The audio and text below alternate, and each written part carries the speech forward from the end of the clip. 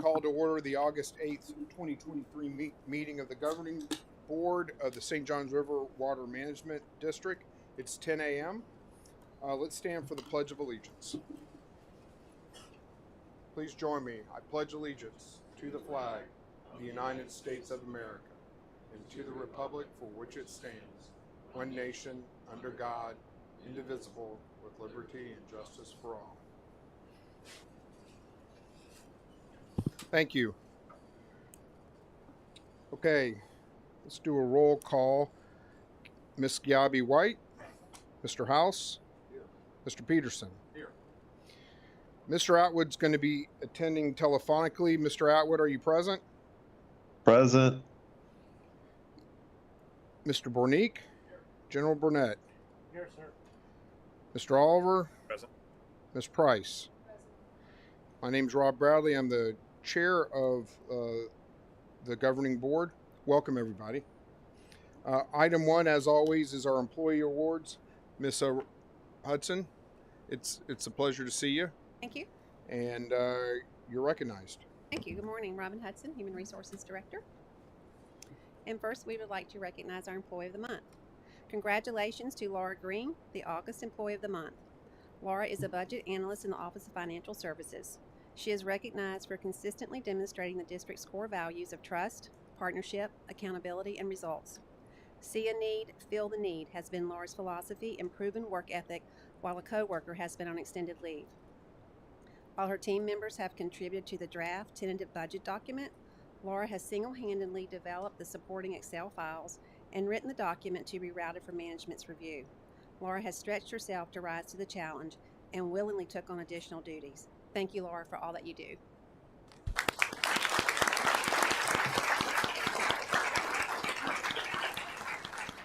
She's also a little shy, so. Yeah, this is true. A 10-year service award to Melissa Adams, Field Program Supervisor in the Bureau of Water Resource Information. Melissa leads a Palm Bay team responsible for water quality sampling and biological data collection, such as seagrass transect sampling in the Indian River Lagoon. She enjoys being part of a team that makes a difference, whether it be routine water quality sampling, seagrass transects, or participating in a sea turtle cold stun event. Melissa has formed effective and productive relationships, both internally and externally, for the benefit of the district. She is a dedicated professional known for her experience and ability to collaborate. She has been recognized as Employee of the Month. We are thankful for Melissa's leadership, contributions to the district, and the public that we serve. Congratulations, Melissa.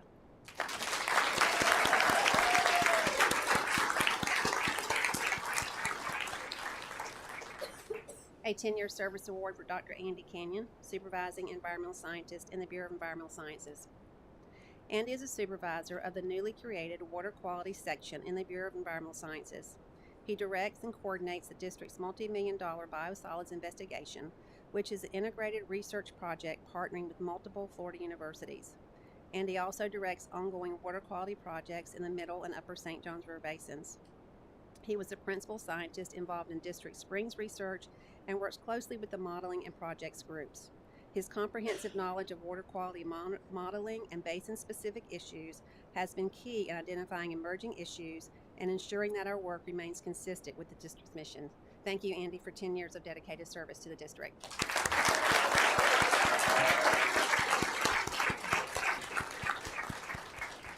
A 10-year service award to Ashley Smith, Assistant General Counsel 2 in the Office of General Counsel.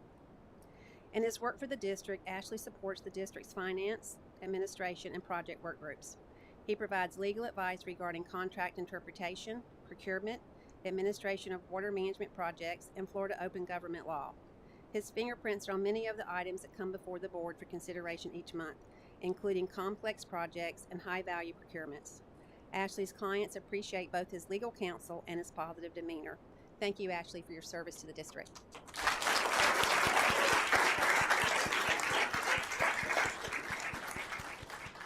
It's truly my pleasure to present Ron Allen with a 40-year service award. Ron is a data collection, and he's still walking around. Okay. Ron is a data collection system specialist in the Bureau of Water Resource Information. Ron began his career with the district as a teenage survey technician, foraging through fields, forests, and swamps from Indian River County to the Georgia border. He then joined the Hydrologic Data Services field team. Eric and Chris, if you guys would like to join Mike and Ron for a photo, that'd be great. Ron joined the Hydrologic Data Services field team, eventually becoming the field program supervisor during the critical years of the data collection network expansion, and along the way adopted new technologies as they became available. Currently, he serves as a lead data collection system specialist, coordinating survey results, training, mentoring newer staff, and troubleshooting difficult problems, all the while keeping an eye on station operations and telemetry communications across the network. More significant than 40 years of service to the district is the diligence, commitment, and dedication that Ron brings to his work every day. Ron genuinely cares about data quality and the legacy he has helped build. Decades of high-quality data to be used in perpetuity for the protection of Florida's precious water resources. Ron, in addition to your service award plaque, we would also like to present you with the district coin today. It represents our shared focus and aspirations and our mutual commitment to the protection of water resources. Thank you, Ron, for an impressive 40 years of service to the district, and congratulations.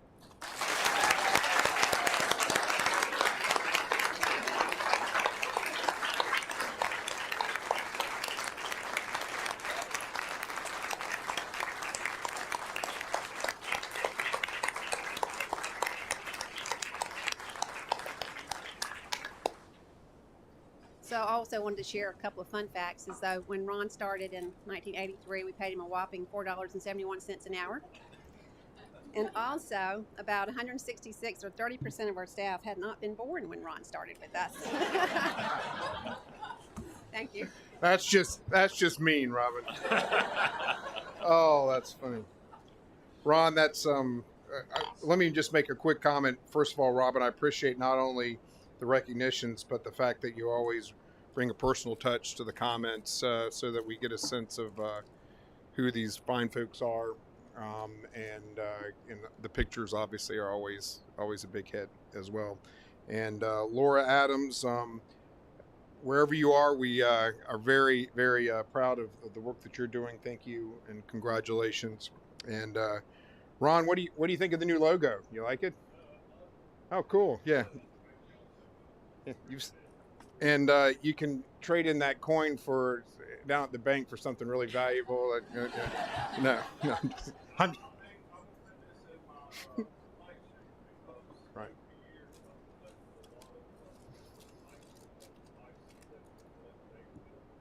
Right.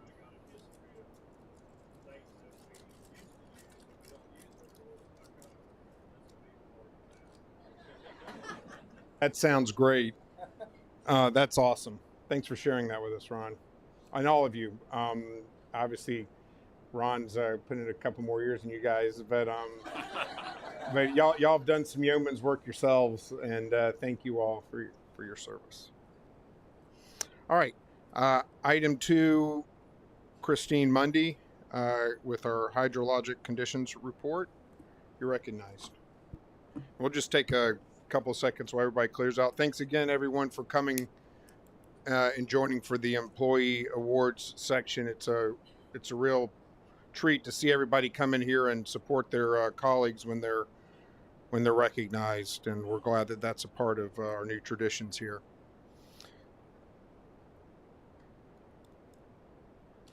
All right, you're recognized.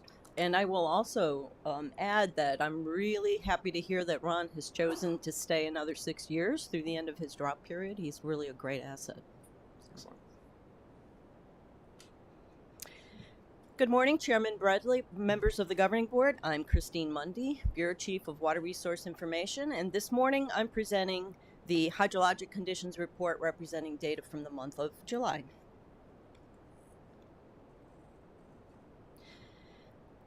Much of the district received well above average rainfall in July. Several counties had large areas that received more than 11 inches of rain, including Baker, St. John's, down through Putnam, and then Brevard and Indian River counties. However, there were regions of average and below average rainfall running from western Duval through Clay into Alachua Lake, western Seminole, and Osceola counties. The countywide totals ranged from a high of 11.05 inches for St. John's to a low of 5.95 inches for Osceola. The district-wide average was 8.1 inches, which is 1¼ inches above the long-term average. Rainfall over the past 12 months was above average throughout most of the district except for Baker, Nassau, and Duval counties. There is a large region of more than 70 inches from the Orlando to Daytona areas. In fact, the total rainfall in that zone was mostly in the upper 70s and even some small areas totaling more than 80 inches over the last year. Despite some drier months in the earlier part of this calendar year, that extremely high rainfall in August, September, November of last year, combined with June and July of this year, contributed to those very high levels.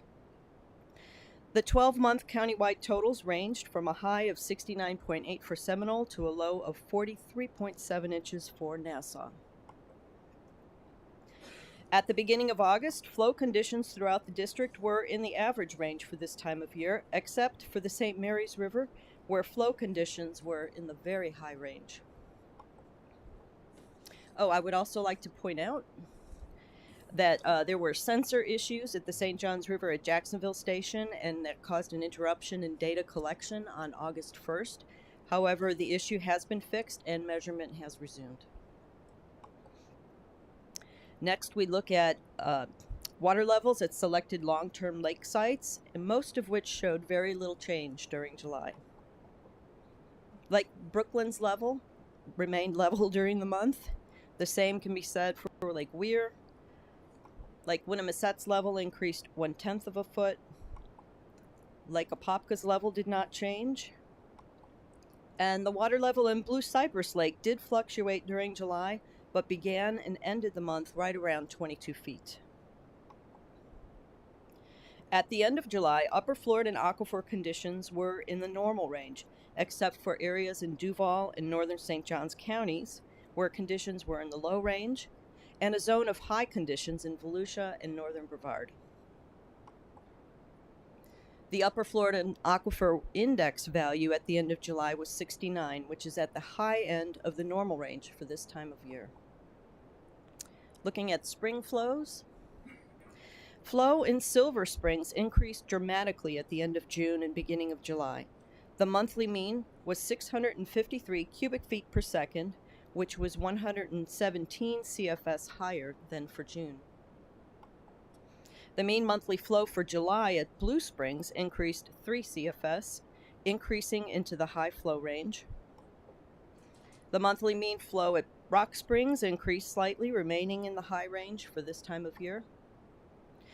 And the monthly mean flow at Wekiwa Springs increased 2 CFS compared to June. And I'm sorry, we seem to be missing the well plugging slide, but I can tell you that for the month of July, the well plugging program plugged 12 wells, saving an additional 8.8 million gallons per day, bringing the total water saved by this program since November of 2020 to 41.56 million gallons per day. Apologies for that. We'll have that next month for sure. And with that, that concludes this month's report. Could we, when we get the well report next month, have some comparison of how much water we've saved since 2020 and how much we've spent to a project that's how much we've spent on projects to save that much? I know that it's not apples to apples. Right. Each project costs different. Oh, there it is. There it is. Thank you. So, anyway, I guess the cost effectiveness is the data point we're looking for, right? Right, and we can compare it to other conservation measures and other projects. Let's just do some sort of high-level cost effectiveness measure of what gives us our best bang for our buck. This is incredibly cost effective. Oh, no doubt about that. But but there's only there's a finite amount of wells, and I understand all that. You got to have people who are willing to, even though we've told them they can do it for free, It's free, everybody. You know, you got to have people willing to cooperate. All right. Yes. Yes, you're recognized, Ron. Just nerding out, being a Yes. engineer a little bit. Yes. When you say 41 million gallons a day, the average home consumption that they use is 300 gallons a day. That'd be 136,666 houses. So that's a major number when you think about that DEP permitting. So that helps us in some respects. I love nerding out on stuff like that. That's why I wanted to get that other data too. Thank you for that, Mr. House. Did I see Doug? Did you have a comment or question, or go ahead? Hey, wait, he's going to say how many citrus trees that water. Yeah. Yeah, Christine, this is a nerdy geologist, marine geologist question. A year ago, there was an eruption in Tonga of a subsurface volcano that put in the atmosphere an unprecedented amount of water vapor, as you know, and it was the biggest eruption in over 100 years on this planet. And when you study the effects of that globally, it sent shockwaves around the world. A lot of people don't realize that, but there's never been a volcanic eruption of that magnitude to put that much water vapor into the stratosphere, which is going to go around this globe for over 5 to 7 years. And it's altering weather conditions and creating global heating as well. I didn't know if you're seeing that in your data at all for the peninsula of Florida. Is that figured into your thinking or any of the papers you follow for our future here? I haven't seen that and that kind of macro scale relationship to more micro scale occurrences. I mean, that there may be something out there. We'll have to look into that. Yeah, they're tracking it, and there's a lot of data on that eruption. It's so unusual because the big ones, Krakatoa and other ones that have occurred in the 1800s, were above the surface, and that was a monster. But nothing like this, where the water vapor was put up there and stayed up there to affect global heating and rainfall patterns around the globe. So I was just curious if you in your research have looked into that aspect of it. But I will. Okay. Thank you, Doug. And that would be neat if something were to come of you looking into Doug's comments, if we could kind of hear what the rest of the story is on that. That's very interesting.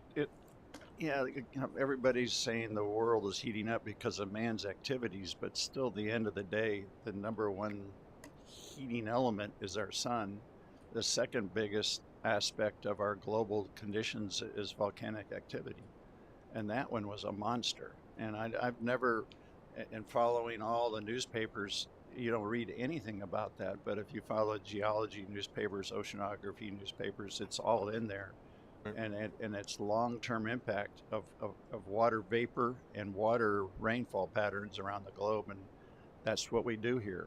We're a water management district. I thought we should know about that and kind of look into that aspect of it.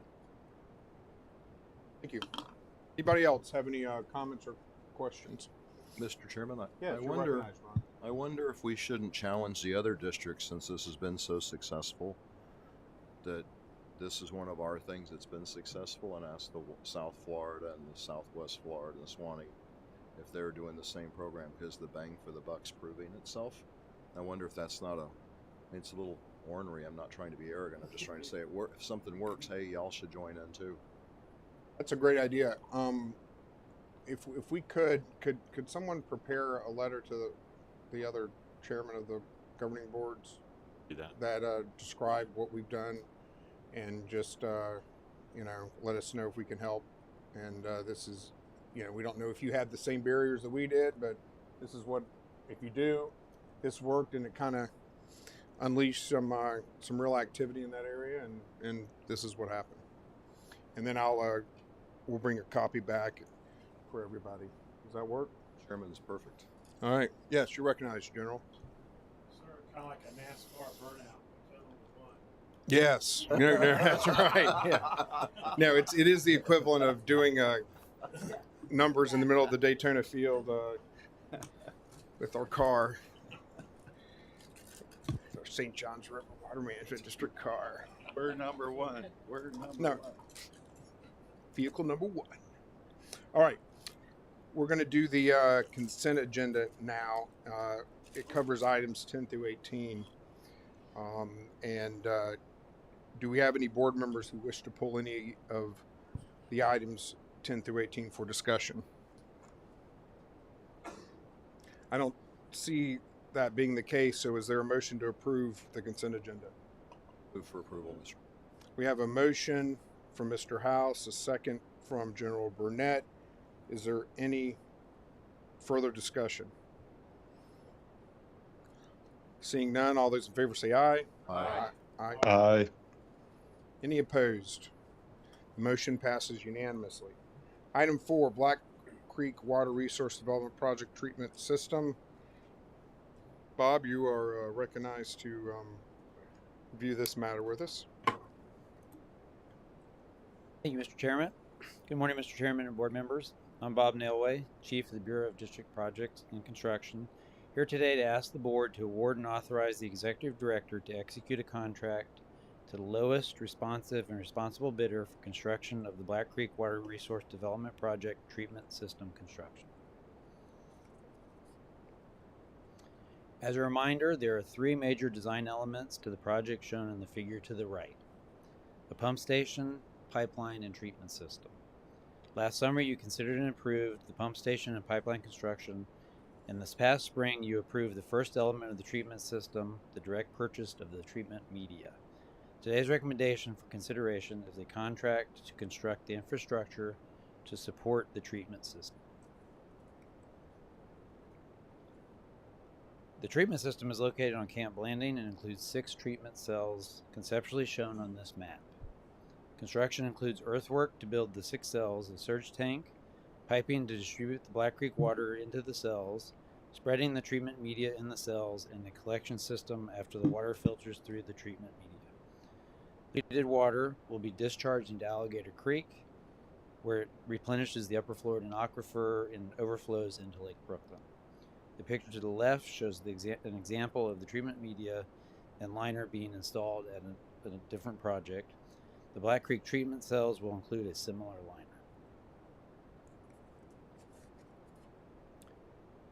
Now a bit about the procurement process and bid results. A 2-step bid was advertised on May 9th, and on June 19th, the District Evaluation Committee determined all 3 of the contractors who submitted qualifications under Step 1 were qualified to submit bids under Step 2 of the bid process. On July 11th, 3 cost bids were received. All bidders were deemed responsive, and the bids are listed here from lowest to highest dollar amount. The lowest bidder was Westwind Contracting, Inc. for a total of $16,988,000. As advertised in the invitation for bid, the contract for the treatment system includes a supplemental work allowance for SWA in the amount of $600,000 to cover, for example, unforeseen conditions or activities not included in the construction drawings and technical specifications. The SWA is included in the total bid prices shown here. Before I get into the recommendation of that bid for the treatment system, I want to provide a construction update. As Dale mentioned in the last division update, the contractor made changes to the microtunnel machine, and a replacement machine is expected in early September. The contractor was able to shift some tasks to mitigate some of the schedule impacts from that new machine. The video and pictures here show some of that work. The photo to the left shows the progress at the intake area, including placement of the head wall and intake pipes. At the pump station, pictured to the far right, concrete collars are now being set and poured around the pump can shafts. Other work that has been completed near the pump station is the installation of the 30-inch pipe and valve that provide the connection point to the pipeline contractor.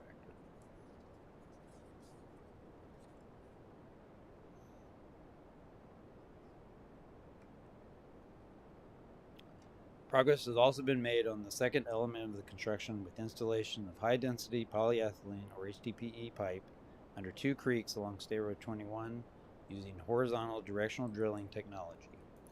To the left is a photo of several thousand feet of HDPE pipe welded together along the road in advance of one of the 2 drills. Both of the drills have been completed, one about 1,000 feet and one about 3,000 feet, each using 30-inch diameter pipe. Open cut installation ductile iron pipe along Stairway 21 is just beginning, and the picture to the right shows the stockpiled pipe ready for installation. The pipeline work is on schedule and expected to finish in the fall of 2024. Finally, here's the recommendation for the treatment system bid, and I'd be happy to answer any questions you might have. All right, are there any questions? Yes, you're recognized. Cool. I just had a question: is if we knew why there was such a spread in bid cost between the high and the low, and $10 million spread on.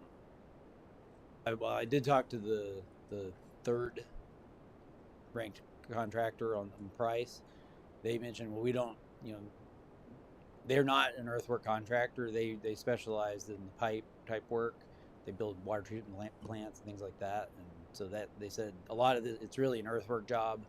They threw in a bid and took a shot at it, but they didn't expect to get it if other earthwork contractors bid on it. And West Wind does do a lot of earthwork. Recognized. Vice Chairman. Is this the almost $17 million? Is this something that you were expecting? Like, what was your budget with your estimates? Yes. So we did an estimate at the 60% design back in about two and a half years ago, and it was in $10 to $12 million range. Some design elements changed over the 2-year period, and of course the market has changed. I mean, so yeah, it falls within what we expected for the bids. Supply chain issues.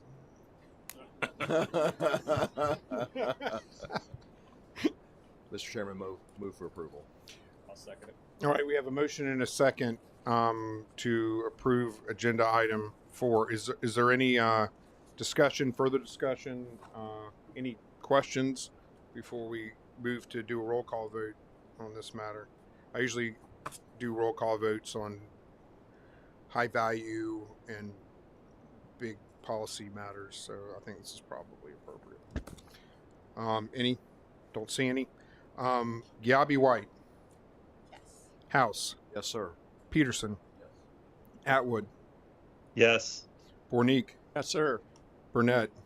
Yes, sir. Oliver. Yes, sir. Price. Yes. And Bradley, yes. Item 4 is approved unanimously. Thank you.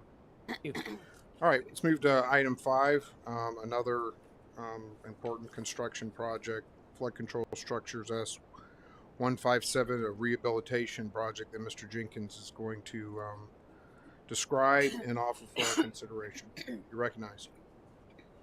Chairman, members of the board, I'm here to bring to your attention today for consideration, award and authorization for the executive director to execute and execute a contract with the sole respondent, Conan Graham Incorporated, to rehabilitate structure S157. Structure S157 is our largest structure in the Upper Basin, and the bid is $4,716,779.60.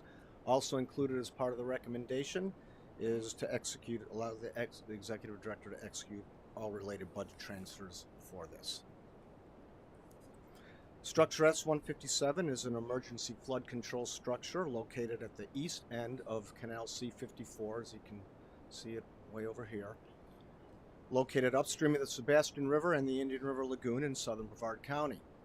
This structure is one of the earliest components of the federal Upper St. Johns River Basin project and was constructed by the Army Corps of Engineers in the 60s. As a local sponsor of the Upper Basin project, the district is responsible for operation and maintenance of all water control structures, including S157. We have refurbished the gate a few times in the past, but have not performed maintenance on the structure below the water line. With your approval, the district will procure a contractor to perform major construction rehabilitation work of S157. The scope of work is indicated on the left side of the slide. The contract will require the gates to be reinstalled and operational by June 1, 2024, which coincides with the official start of hurricane season.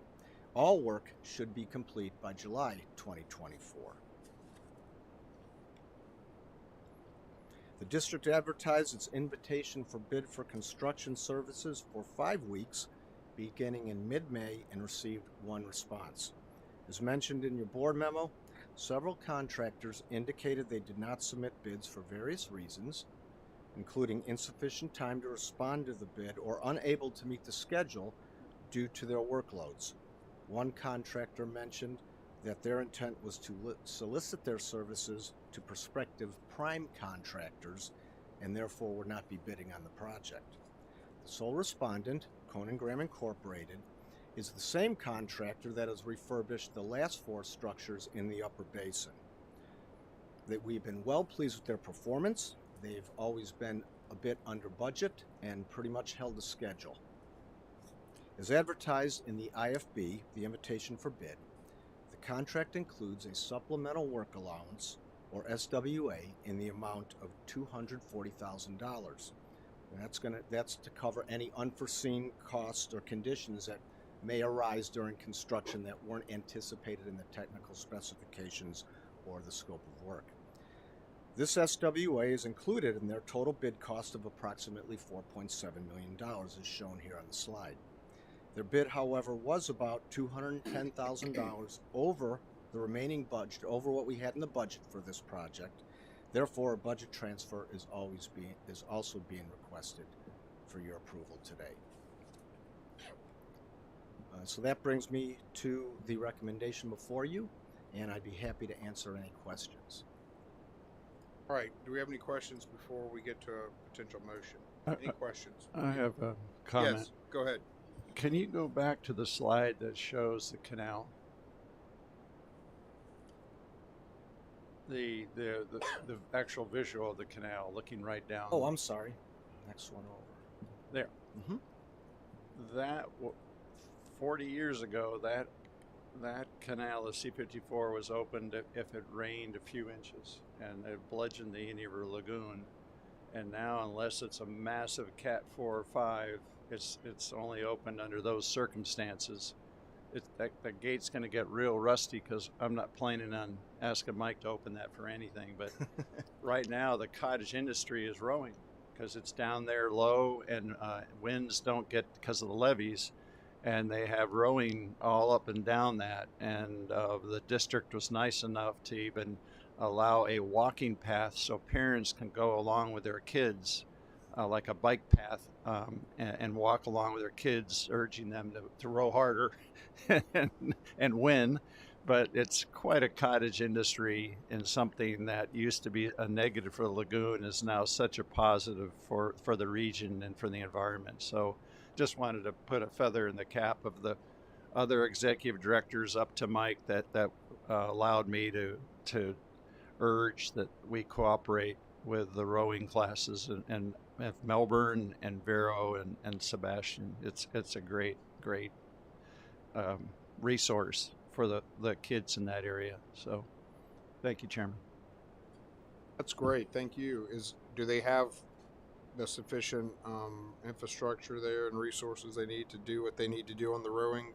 Yeah, the district, Mike's been great in responding to them, and they have quite an infrastructure growing in Vero Beach. There's a lot of people donating money for this because the kids, it's something you just don't think of as South Floridians or Central Floridians doing, but it's become quite an industry, cottage industry in the area.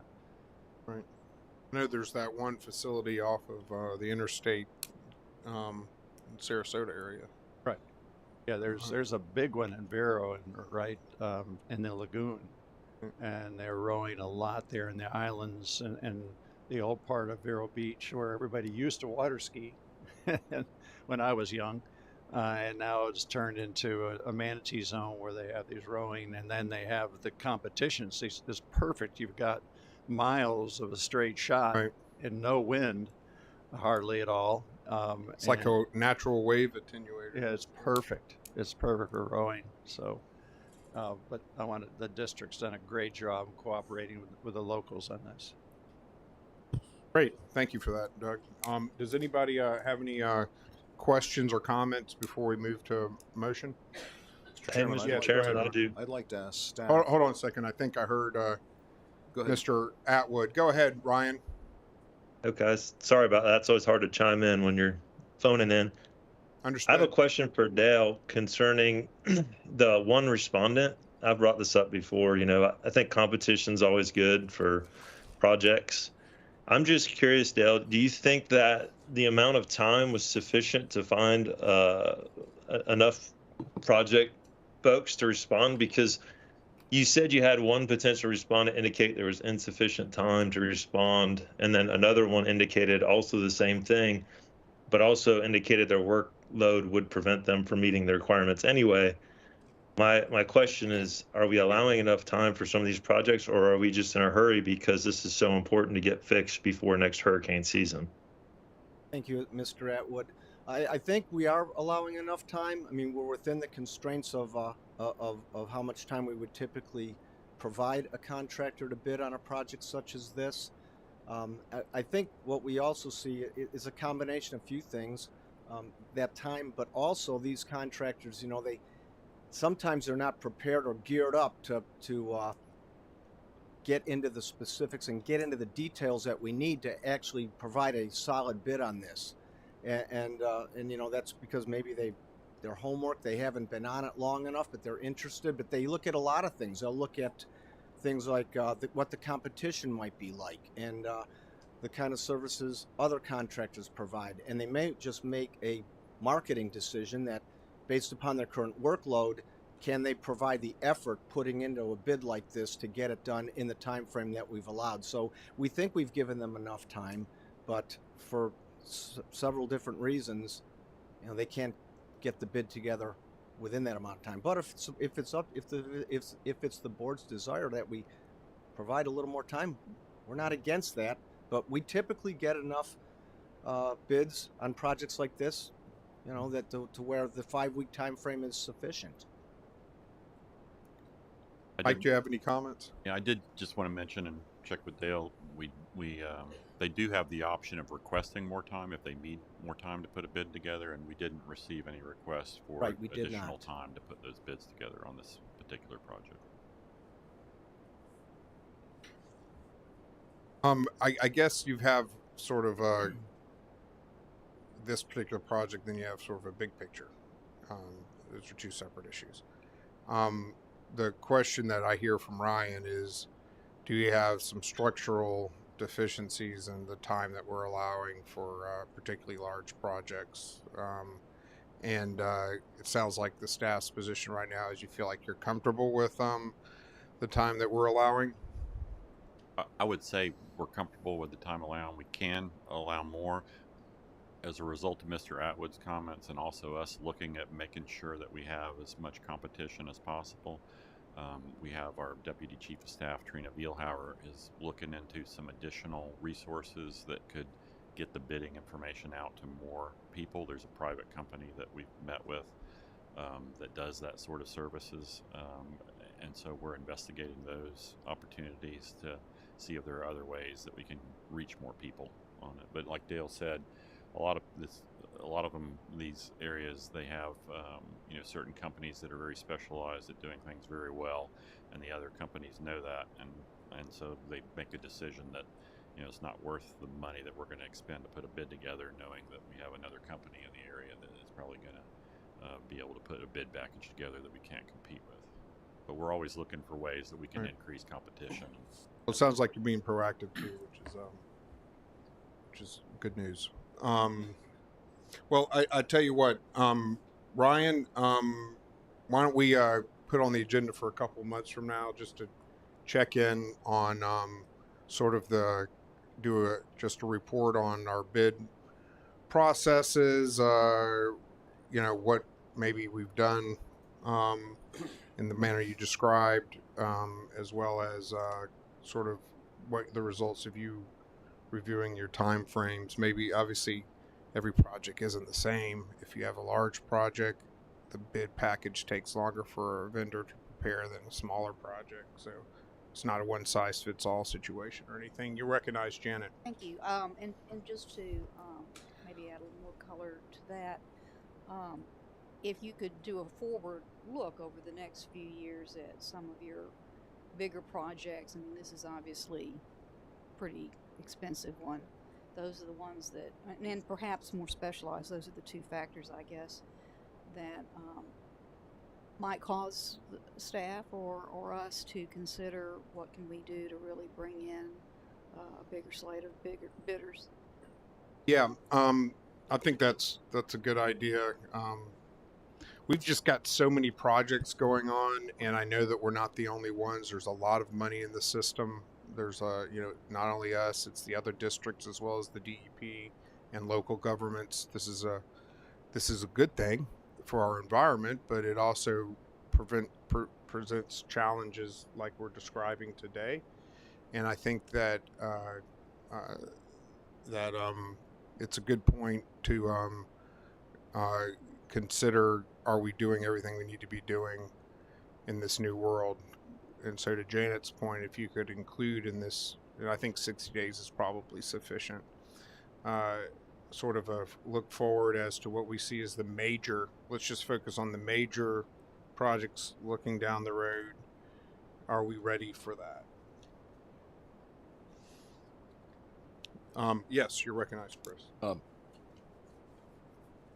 Although we only had one bidder, and we'd like to see more to make sure we have good competition. But at the same time, this project, for today's purposes, falls within the range of which you felt the dollars were going to be spent. So, for today's purposes, although we didn't have a lot of bidders, the current bidder is within the acceptable range of dollars that we're approving. So, being good stewards of the tax dollars, we're looking out for those sort of things. And so this is within our range of what we expected. It's not like it's an outlier.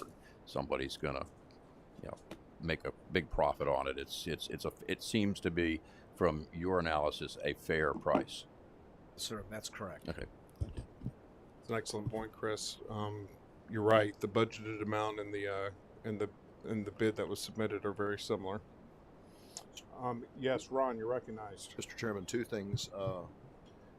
One of the tests is if we get a bid protest, and there's no bid protests here, so everybody felt this was fair. So that's sort of a quick logic for the back checking of everything, because when we're doing problems and we have problems, the bid protest stuff is always challengeable. So the fact that we're not getting a bid protest makes me feel more comfortable. Now, on to a much, much more important conversation. I think that there needs to be notification to the board members 24 hours in advance for the floodgates opening, so we can check out the fish habitat that might venture into this area when this is happening, for those board members and people that want to be Who may there. be interested in these things. Right? And with that, I'll make a motion for approval, sir. And include mosquito impoundment areas as well. Exactly. All right, we have a motion. Is there a second? All right. That was a motion by Mr. House, a second by Mr. Oliver. Is there any further discussion? Well, let's back up. I believe there usually is in front of us a description of what we're being asked to do. So if we could put that up. Okay, if everybody could take a moment to look at this. That is my motion, sir. We're on agenda item number 5, and you understood that to be your motion? Absolutely. And you understood that to be your second, correct? Understood. Okay, everybody see what is in front of them. Agenda item number 5. We have a motion and a second. Is there any further discussion? Seeing none, all those in favor say aye. Aye. Aye. Any opposed? The motion is approved unanimously. All right, we're going to move to item 6.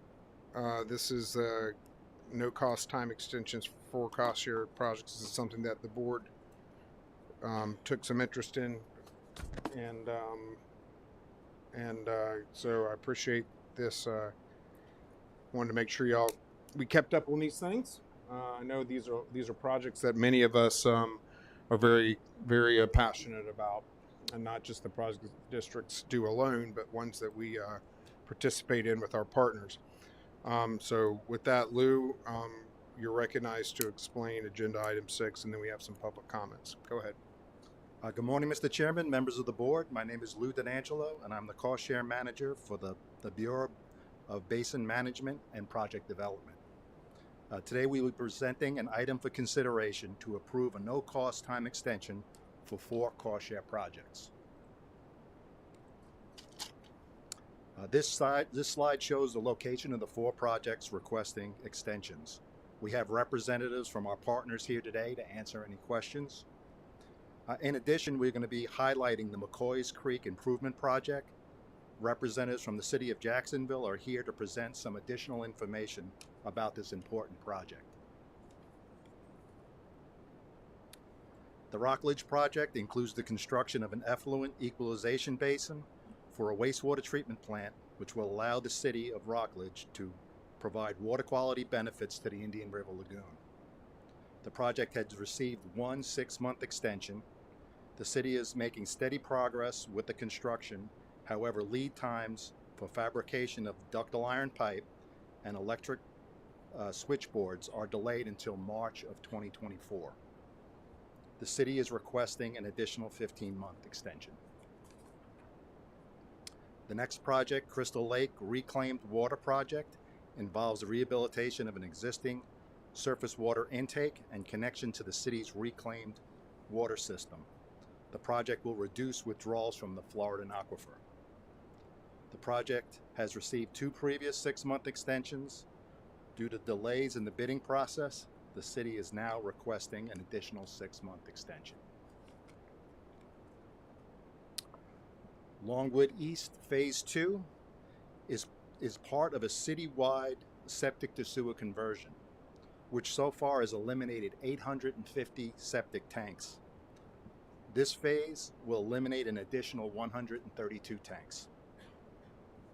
And they will hook those residents up to central sewer, resulting in a nutrient load reduction of over 1,500 pounds per year. The project has received 2 previous 6-month extensions due to delays in the city receiving its state revolving funds loan and staffing issues, which has impacted the bidding process. The city is currently reviewing bids and is expected to begin construction in August. The city is requesting an additional 10-month extension. And finally, the McCoy's Creek Improvement Project. McCoy's Creek project is a large, complex project and is the keystone of Jacksonville's downtown revitalization efforts. The project was scored and ranked with the primary core benefit of flood protection. But the project does provide natural systems and water quality benefits. 2 previous extensions have been granted for a total of 24 months. The complexity of this project and the amount of coordination needed did create delays at the beginning of this effort. However, and you will see, significant progress is now being made, with over 35% of the construction now complete. We are fortunate to have with us today Lori Boyer, the Chief Executive Officer with the City of Jacksonville's Downtown Investment Authority, and Steve Long, the City of Jacksonville's Public Works Director, who will provide a more in-depth look at this McCoy Creek project. Steve? Well, hold on a second. I apologize. We do public comment after the presentation. So go ahead and finish your presentation, then we'll do public comment. Oh, okay. Okay. So I have their presentation loaded up, so I'll have to go. Oh, okay. Well, that's fine. Let's do the presentation now. Yeah, we kind of combined the request that's fine. and informational. Okay. Lori Boyer. Hi, Miss Boyer. Hey, Lori. How are you? You're with the Downtown Investment Authority. Of course, it's good to see you again. And you're recognized. Thank you very much. And I won't actually do the presentation part. Yes. Mr. Long will. Thank you for allowing me to appear before you. I had the pleasure of being here when the award was made. At that time, I was serving on the Jacksonville City Council, and this was our FEMA #1 ranked flood mitigation project for the city. It had been sitting unfunded for over a decade. and that was primarily due to the cost and complexities of the project, but it was a major issue. So we are very grateful for the district's support. I think you're going to see in the slideshow that the original estimate for this phase was 17 million, but I just heard Mr. Long saying that we are now at 100 million for the entire project. And I am heavily involved in the outfall phase, which is not the phase that you're participating on. You're a little upstream of that, and we hope to be under construction with that phase starting in October of this year. We have just finished the bidding. But I guess my role in this is to share with you not the technical flood control benefits of the project, but really its multidimensional aspects. And from our perspective, there's a major environmental remediation benefit to the project. It is an old ash contamination zone from a former incinerator site, so we are doing environmental remediation as part of the project. We are partnering with Groundworks, who has applied and received some NIFWIF grants. So it is a stream restoration and wildlife habitat restoration project that is being incorporated. And it's also a major recreation project in that the Emerald Trail, which is our version of the Atlanta Beltline, connects neighborhoods to downtown and to the riverfront, and will follow the creek as one of the routes. So all of those things are being combined and built and designed at the same time, which kind of adds to the complexity of it. And then finally, our role from an economic development standpoint is we have already seen major investment in the properties around the creek. It was an economically challenged area, and while the work is not yet complete, you're seeing a lot of investment in adjacent properties. And in fact, one neighborhood that is across the creek from downtown has really started to see major changes. A number of mixed-use developments coming in there, and a real revitalization of a former, more or less rundown industrial area. And so it's having all of those desired impacts. And we're just grateful for your support and for the extension. Apologize for the delays. Most recently, it was about a year with DOT on an underbridge crossing, but the project is getting done, and we're happy to see that it's happening. Thank you. 1 second, Lori. General, you're recognized. Yes, sir. Thank you, Mr. Chairman. Having grown up in Jacksonville, I certainly can address the flooding problem. This creek has been a major challenge to even the slightest amount of rain. So certainly nice to see we're moving forward in a big way, in a bold way, because the cost of what this does to the city of Jacksonville, the disruption of everything you mentioned on the west side, is huge. And so, Mr. Chairman, I just want to say this project looks better than good, and it's been in demand for what, 30 years. So thanks for your leaning forward in the foxholes, they say, to get this moving. Thank you. Thank you, Mr. Chairman. Yes.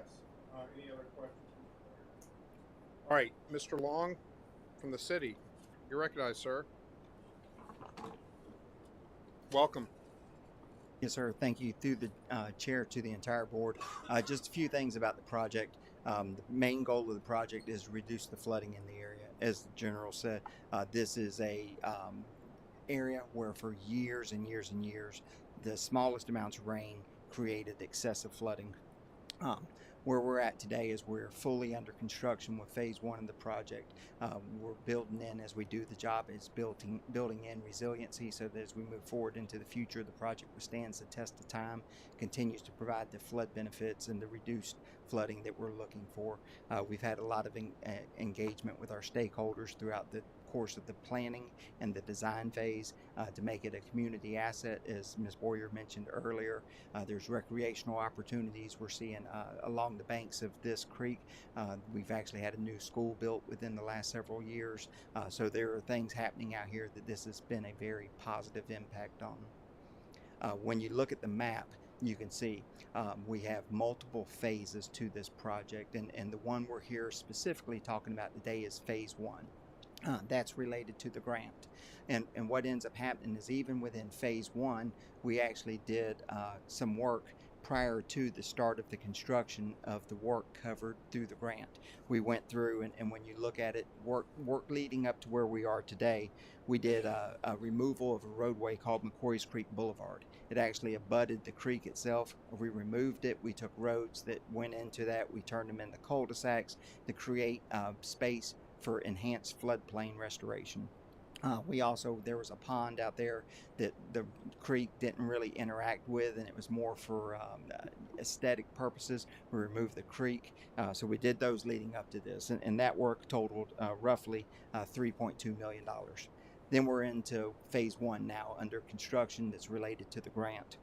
And that project, even within that, we're doing it in multiple steps. I won't call it phases, but multiple steps. And the step we're under right now, when you looked at the information before, it showed that the project was estimated at about $17.5 million, with $1.5 million being a partnership from the Water Management District, which we're very appreciative of, and $16 million from the city.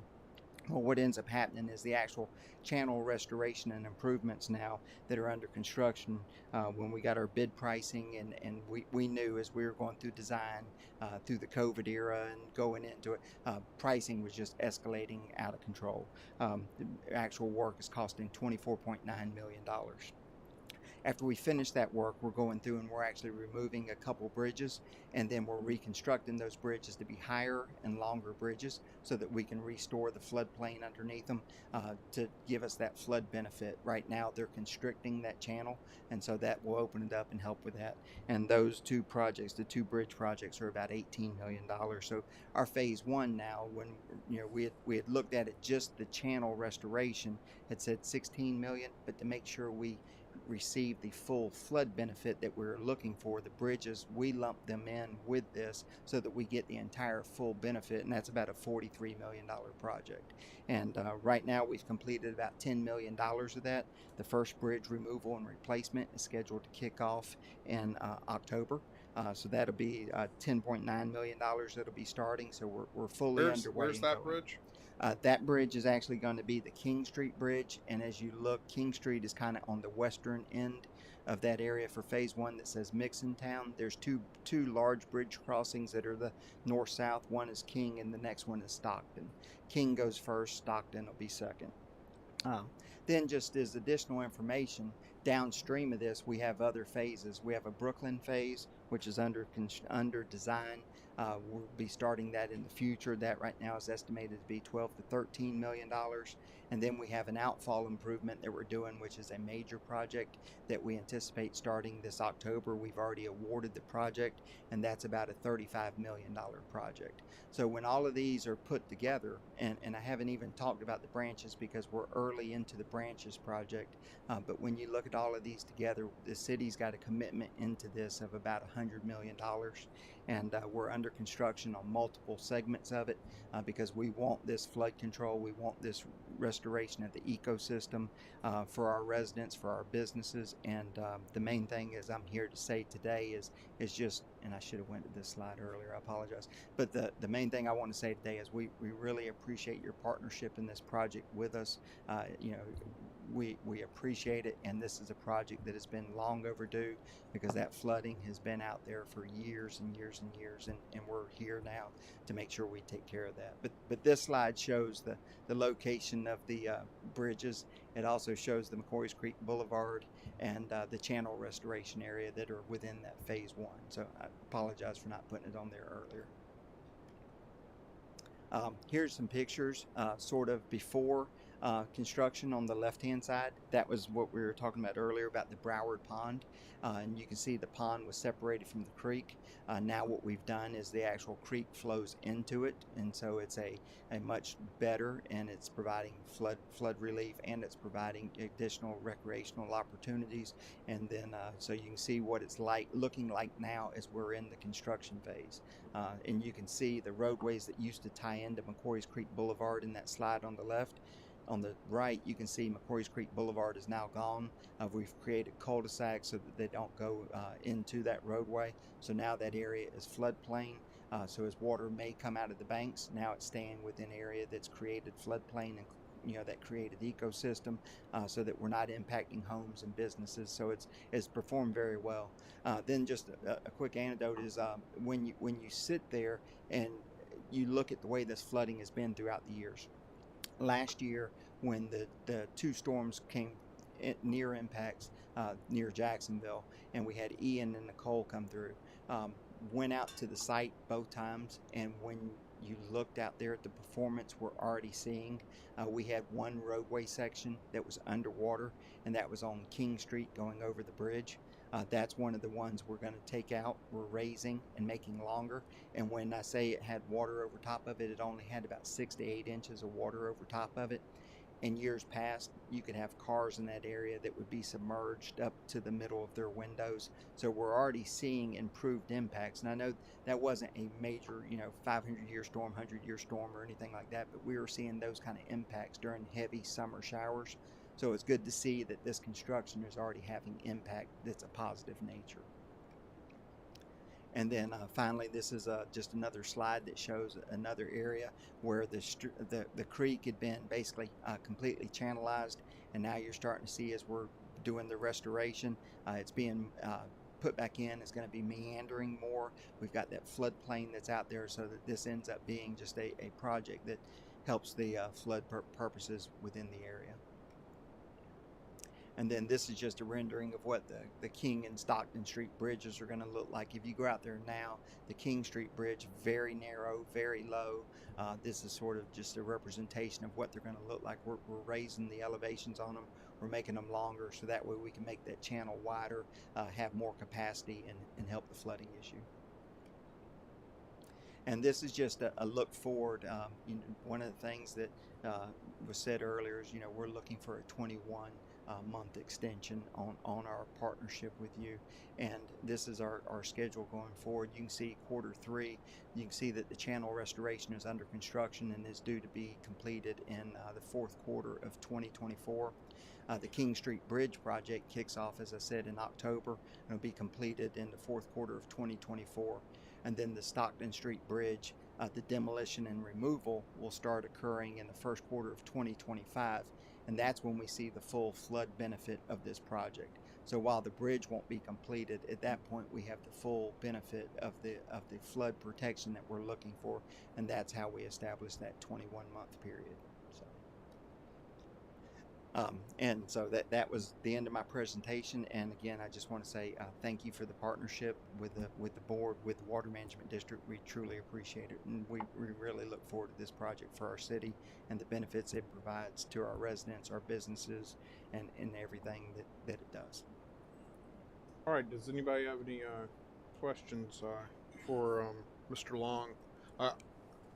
First of all, this is an absolutely critical project for the Duval, for our constituents in Duval, and I assume y'all are talking with the DEP about the resiliency funds that are the new program that was started by the legislature 2 years ago, because I think this is what you have in mind whenever we talk about resiliency, is making sure that you widen the areas so that the water can naturally, not go into streets, but if the banks of our rivers and streams exceed, go over what they normally are, then there's places for the water to go that don't impact man-made structures, and that's what that money is there for. And this is a very highly dense urban population in that area of Duval County. A lot of people are in one place, and so whenever you have a storm event, it affects, in densely populated urban areas, more people than if there's a storm event that occurs in our suburban or rural areas. And so I think that makes it all the more important, because we're not only protecting property, but we're protecting human life and safety and all of that. So I certainly support the time extension, but I also want to make sure that the discussions are robust and continue between the district and the city with the new administration on making sure that we do everything we can as a team to deal with these very, very critical issues, because there's going to be a lot of people moving into that area. It's happening now, and all the trends are showing it happening more, particularly when they realize they can go home from work and go on a nice trail.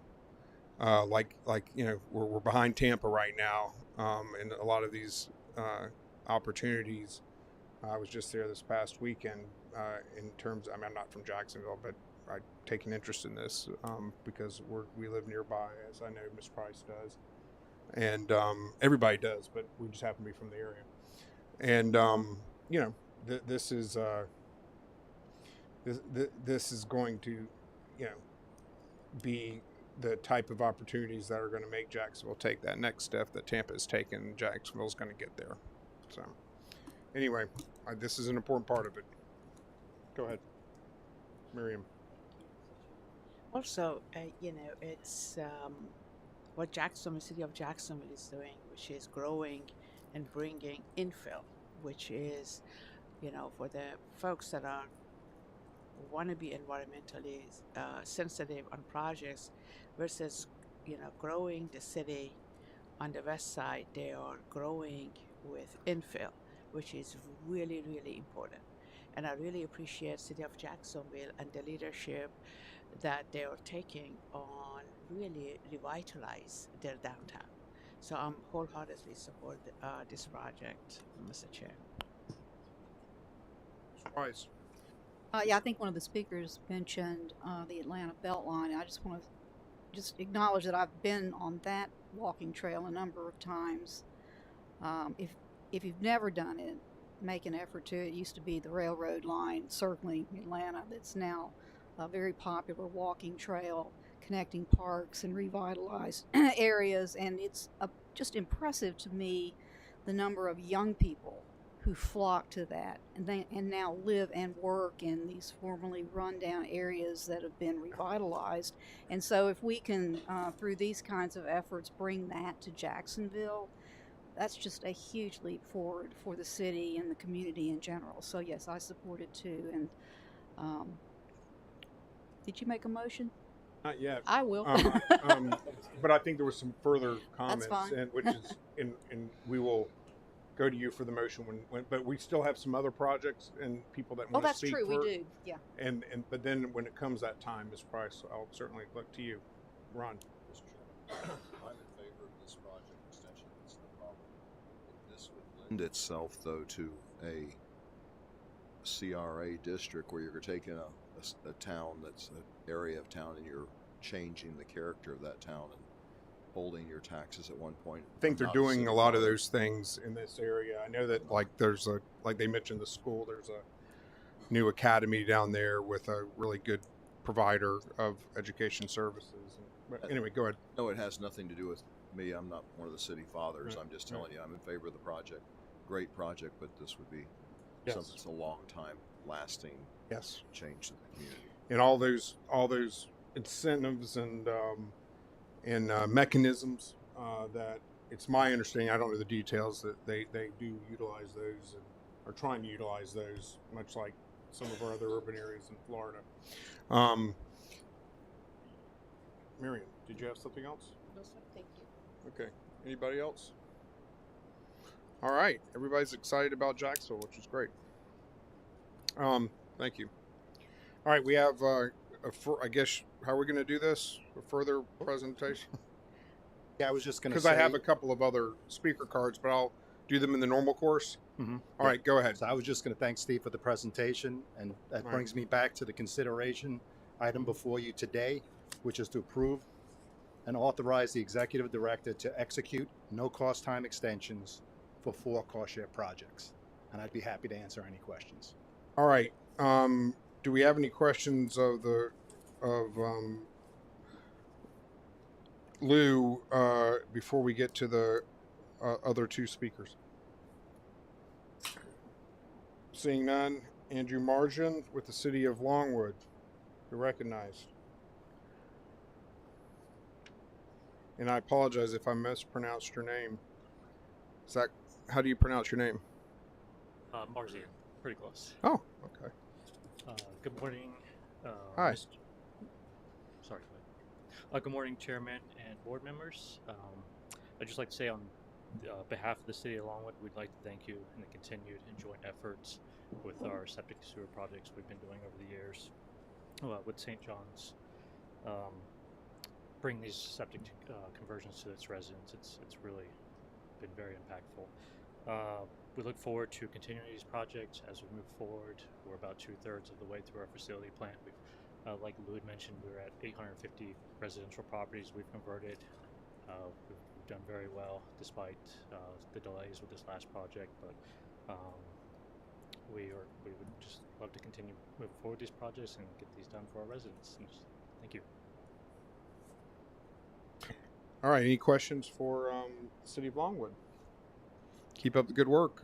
Looks like you guys are making progress on some long overdue, like many of our areas, overdue conversions. Cynthia McCurry, citizen of Orange County and a member of the Lake Jessamine Water Advisory Board. Is she here? I think No, she's for here. item. She's here. For item 8, though. Go ahead. Go. I think she's for Lake Jessup. Hold on a second. Oh, you're on 8. Yeah. Oh, I apologize. You stay put. We're gonna get to you. And that was completely my mistake. I apologize for any confusion I've caused to anybody in the room, including you. Cynthia, good to see you again. All right, we're back to item 6, and Ms. Price, do you have a motion? Move to approve. I'll second. All right, we have a motion and a second to approve. Any further discussion? Seeing none, all those in favor say aye. Aye. Aye. Any opposed? The item 6 is approved unanimously. We're going to go to item 7. Chris, yes. Chris Kinslow, Land Management Plan Update for Lake Monroe Conservation Area. Chris, all right. We love our land management plans. I live in. You're recognized. Thank you. Morning, Mr. Chairman and members of the board. As long as there's hammocks. There is. My name is Chris Kinslow, and I'm a land resource specialist with the district. Today, I will be presenting the 10-year land management plan update for Lake Monroe Conservation Area in Seminole and Volusia counties. The property is managed by the district for the conservation and protection of natural and cultural resources, as well as nature-based public outdoor recreation. A wide range of resource management actions are conducted on Lake Monroe Conservation Area each year, including prescribed burning, habitat restoration and enhancement, threatened and endangered species management, invasive species maintenance and control, recreation management, and cultural resource monitoring and protection. Land manager Graham Williams, along with Amanda Lee and Katrina Nolan, manage Lake Monroe Conservation Area, along with 10 other properties across 4 counties. Lake Monroe Conservation Area, shown in orange, is a significant acquisition providing linkage between a broad network of publicly owned lands and conservation easements within the Middle St. Johns River Basin. Acquisition of the parcels that comprise Lake Monroe Conservation Area provide for the protection of important water resources and ecological functions. These acquisitions are consistent with the goals of the Middle St. Johns River Basin projects set forth in the district's Land Acquisition and Management 5-year plan and the district's Water Management Plan, which were in place during the time of acquisition of these parcels. These goals are to preserve the natural floodplain for flood protection, maintain natural hydrologic regimes and water quality, and to restore, maintain, and protect native natural communities and biodiversity. In addition, the district aims to provide opportunities for recreation where compatible with the above listed goals, as well as to protect archaeological and cultural resources. The regional significance of Lake Monroe Conservation Area, as well as other district lands as a natural flood protection tool, is highly valuable as floodwaters are retained on the property's floodplain marshes and other wetlands. This was very evident in the days after Hurricane Ian, as shown on these images. These wetlands function as they have for thousands of years, and flooding is a principal driver in the maintenance of these natural communities. We'll go through a series of slides here, and please just focus on the central portion of the property and observe how the floodwaters remain at a full month after the impact of Ian. So right now, this image that we're seeing is from September 15th. So just kind of this area, you'll see a pretty dramatic change as we go through these slides. So this is September 30th, and everything that's black is water. This is 2 days after the impact of Ian, and these are hydrocamics, and so even though they're red, there's plenty of water underneath them, so they're not just purely islands. And you can see continuing even how the floodwaters along the St. John's up into Palm Bluff, you can continue to see how much floodwaters are retained, as well as Lake Jessup Conservation Area, how much floodwaters are retained here. And we'll go to October 25th, nearly a month after Ian, and there's really not that much change from 2 days after Ian, as our district properties and conservation areas are doing what they've done for thousands of years, and that's creating natural resilience in the Middle Basin. Lake Monroe Conservation Area comprises 7,514 acres, mostly in Volusia County, with a portion located in Seminole County. It is east of Sanford and south of Deltona and Osteen. The property protects over 7 miles of river and lake shoreline. Recreational opportunities include hiking, biking, horseback riding, photography, hunting, and wildlife viewing on the 9 miles of trail accessible from 4 access points. There are also 2 primitive campsites, as well as an inclement weather shelter on the eastern side of the property known as the Brickyard Slough Tract. The property can also be accessed from the water. There are 2 revenue-generating cattle leases on the property. Acquisition of Lake Monroe Conservation Area began in 1987 and currently consists of 3 parcels. Since the 2012 Land Management Plan update, the district received 77 acres from FDOT as mitigation for the State Road 46 bridge replacement and for the widening of State Road 415. Easements encumbering the property include 2 utility, 1 access, and 1 for right-of-way maintenance. There was a mitigation bank located on the Brickyard Slough parcel. This bank was dissolved with all unassigned credits returning to the district on June 4 of 2012. The Brickyard Slough parcel is no longer encumbered by this mitigation bank. The 7,514 acres that comprise Lake Monroe Conservation Area consist primarily of floodplain marsh, as well as a diverse array of other natural communities, including hydrocamic and scrubby flatwoods. The extent of the floodplain marsh and hydrocamic act as an important flood protection feature, adding natural resiliency to the Middle Basin, as we saw previously. The most extensive altered land type are pastures owing to the property's use as a cattle ranch. The property hosts populations of the Florida scrub jay, a federally endangered songbird, as well as Rugel's pawpaw, a federally endangered shrub inhabiting the scrubby flatwoods on the Brickyard Slough Tract. These tables show the projected land management and operating costs and revenues for the next 10 years. Land management costs are projected at $491,119. These are common costs for most managed lands in Florida. Revenues from cattle leases are projected to be $185,624. Lease payments can be made in cash or by in-kind services such as mowing, invasive species management, or fence maintenance. Note that these leases expire before the 10-year planning period is up, and these will be rebid after their expiration.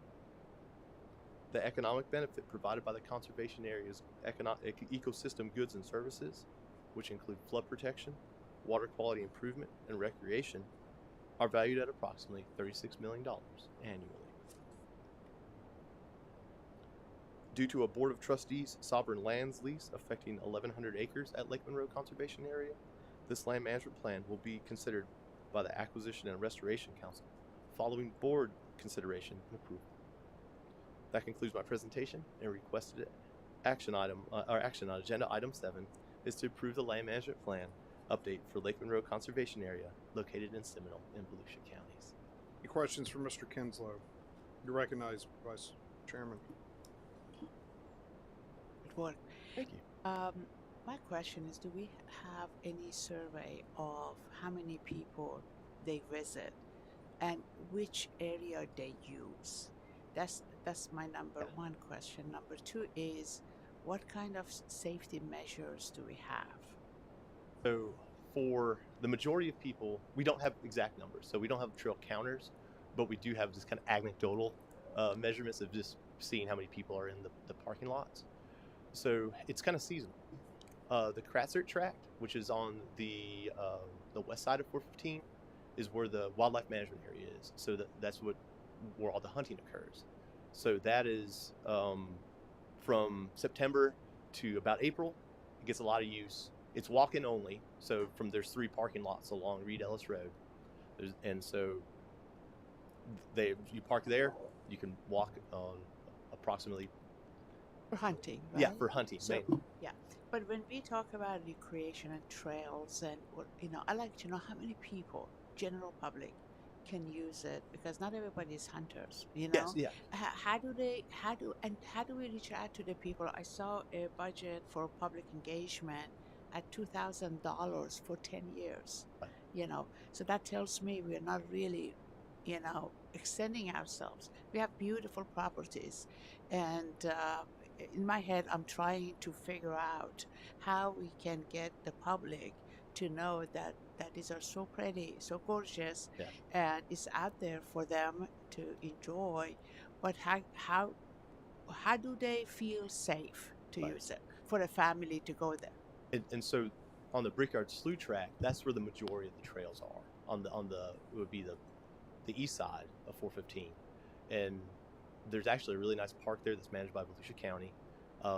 The access point is through their park. There's signage up front. A lot of it's honestly by word of mouth. That is absolutely beautiful. It's very cool. That's where the majority of the trails are. So 7 of those 9 miles are on that one side, and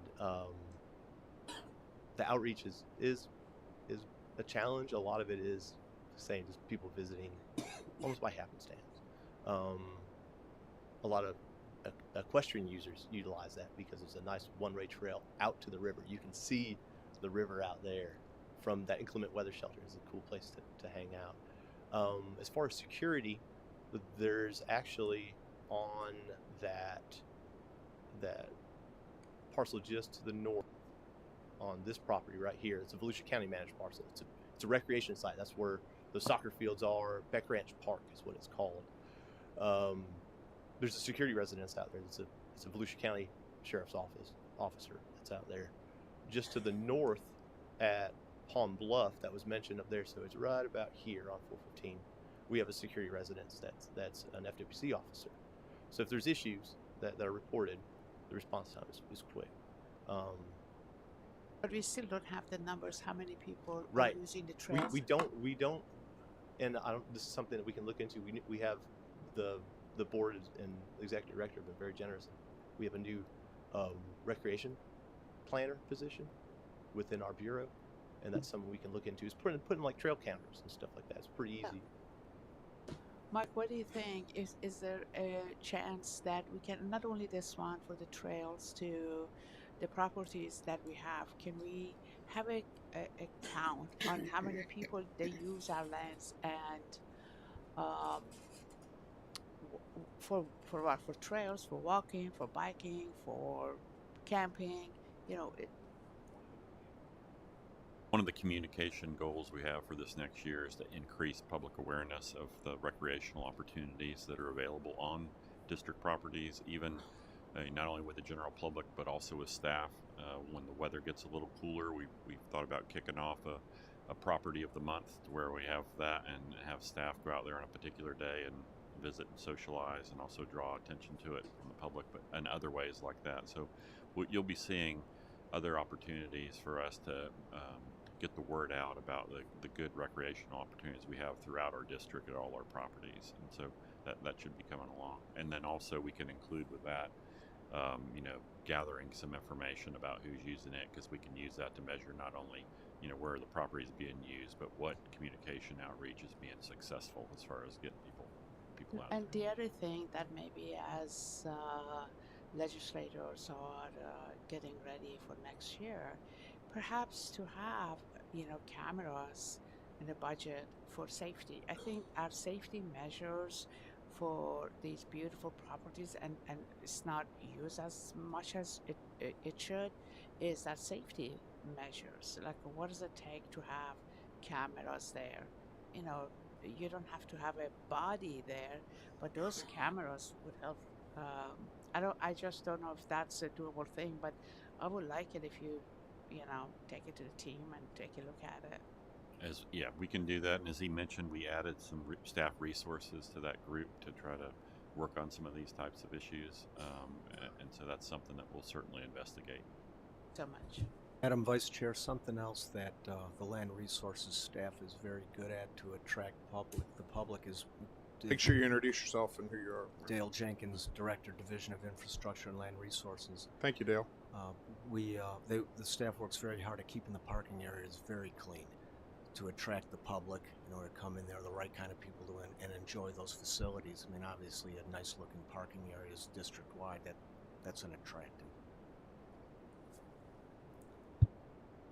You're recognized, Chris. I would just also say that it is hard to measure the use, because this is part of the St. Johns River proper, where boat traffic can traverse and people can access these areas from areas other than from within the tracks and the parking areas. They can access it by water from downtown Sanford or from Lake Jessup areas as well, as they transverse through here and or use some of those properties by boat. So. All right. We love our, one of the big things that we do as a district is own and maintain conservation lands for not only environmental purposes, but for recreational purposes. It sounds like there, as I've always seen, a great interest on the part of the board to make sure that our lands are not only accessible, but that we're doing everything we can to make sure that people's experiences there are utilized.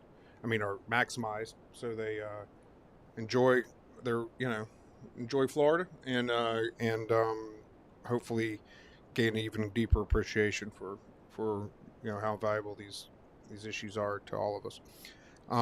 So if we could, to that point, in the next in the 60-day meeting, I understand there's been a new personnel hired to deal with recreation, just to do kind of an update on where we are, just sort of what our goals are from a recreation standpoint as a district to achieve where we are and where we need to go, so that we can sort of have a better understanding and appreciation. And the other thing that I find interesting is, the state of Florida, this always kind of bothered me when I was, not even bothered, that's the wrong word, but I noticed in the legislature, and it was just sort of too big of a nut to crack, but is that, we have several entities that are under the state of Florida umbrella. We don't technically, we're an independent special district, but we certainly have a lot of connections to the mothership in Tallahassee, both legal and otherwise. But everybody, a lot of different agencies own land doing the same thing, which is providing access to the public. And they all have different standards and different goals. Different ways of handling their business. And there should be sort of a best practices. I don't know who does it best. Maybe we do it best. But I would like to know how we stand up to best practices in terms of whether it be security, as the Vice Chairman mentioned, or whatever it may be. These are expensive. We've invested a lot of money in our state park system, for instance, over the last 5 years. And it's a very good park system, but it's going to be one of the, it'll be even better than the best when all these investments are done. But it costs money and all that, and that we don't have a lot, no doubt about it. I'm not looking to spend more money. I'm just making sure that we're reviewing these issues, because I keep hearing this over and over from the board members that are concerned about, and I have it too, that make sure we're maximizing, not saying we aren't, but make sure we're maximizing the recreational opportunities for these lands that we own and manage. All right. That being said, is there a motion to approve the land management plan? I make a motion to approve item 7. 7 as stated. Second, Mr. Chairman. All right. Motion to approve by the Vice Chairman, second by Secretary Peterson. Is there any further discussion? Seeing none, all those in favor say aye. Aye. Aye. Any opposed? The motion is approved unanimously. Item 8, discussion of, thank you, lake restoration using Lake Jessup as a case study.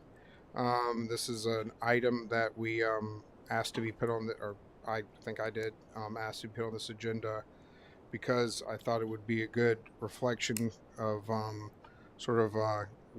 how we go about approaching these problems and these issues, because we hear a lot about not only Lake Jessup but other lakes, but we sort of get glimpses on projects and these sort of things. So you're recognized, Dean.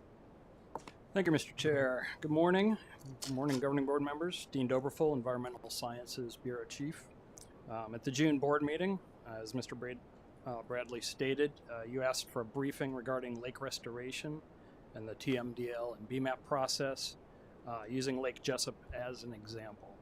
I believe the specific directive was soup to nuts, so hopefully we'll be able to cover all of that. And I will provide an overview of that process today. Just briefly, what I'll be talking about is a very high-level review of the TMDL BMAP process and how that's used. Give a brief intro to Lake Jessup. Also contrast that a little bit with Lake Apopka, which has been a very successful restoration program for us. Provide a history of some of the impacts to Lake Jessup, and then go over some of the water quality projects that have been undertaken and we are planning to pursue in the future. I think it's always important to start with some terms. We toss these around a lot, and I think it's important that we all kind of understand what they mean. So the first two terms are specific to the Federal Clean Water Act. The third term, Basin Management Action Plans, is specific to Florida's restoration process. So impaired waters are essentially water bodies or groups of water bodies that do not meet state established water quality standards. Typically, the most common standard is fishable, swimmable water bodies, and these are water bodies that for some reason violate the standards necessary to meet that. We also talk about total maximum daily load. That's FDEP's scientific determination of the total amount of a given pollutant a water body can safely assimilate and still maintain that designated use. Again, usually fishable, swimmable. And then unique to Florida is what we call Basin Management Action Plans. This is a watershed plan that determines where that pollution is coming from, assigns the proportional responsibility to stakeholders, and prescribes the amount of load reductions that are necessary to meet the TMDL. That plan typically also includes a suite of projects designed to meet that load reduction. Another term that I'm going to use, but you don't see here, is we. I'm going to use that a lot, and this refers to the royal we. Jessup has been and continues to be a very broad partnership among a lot of the state agencies, including DEP, FWC, DOT, DAX, etc., counties, cities, and citizen groups like the Friends of Lake Jessup. And I don't want to discount any effort on their part. This slide shows the general Basin Management Action Plan process. The steps you see in the black boxes belong to DEP, and the words that you see in blue are the district's activities that support those steps. So the first step is determining which waters are impaired, and DEP does a lot of their own monitoring, as do local entities, but we do a significant amount of monitoring which feeds into the state database to help that impaired waters assessment. If a water body is found to be impaired, DEP develops a TMDL. We participate in that by helping with model development and providing scientific support for that TMDL development.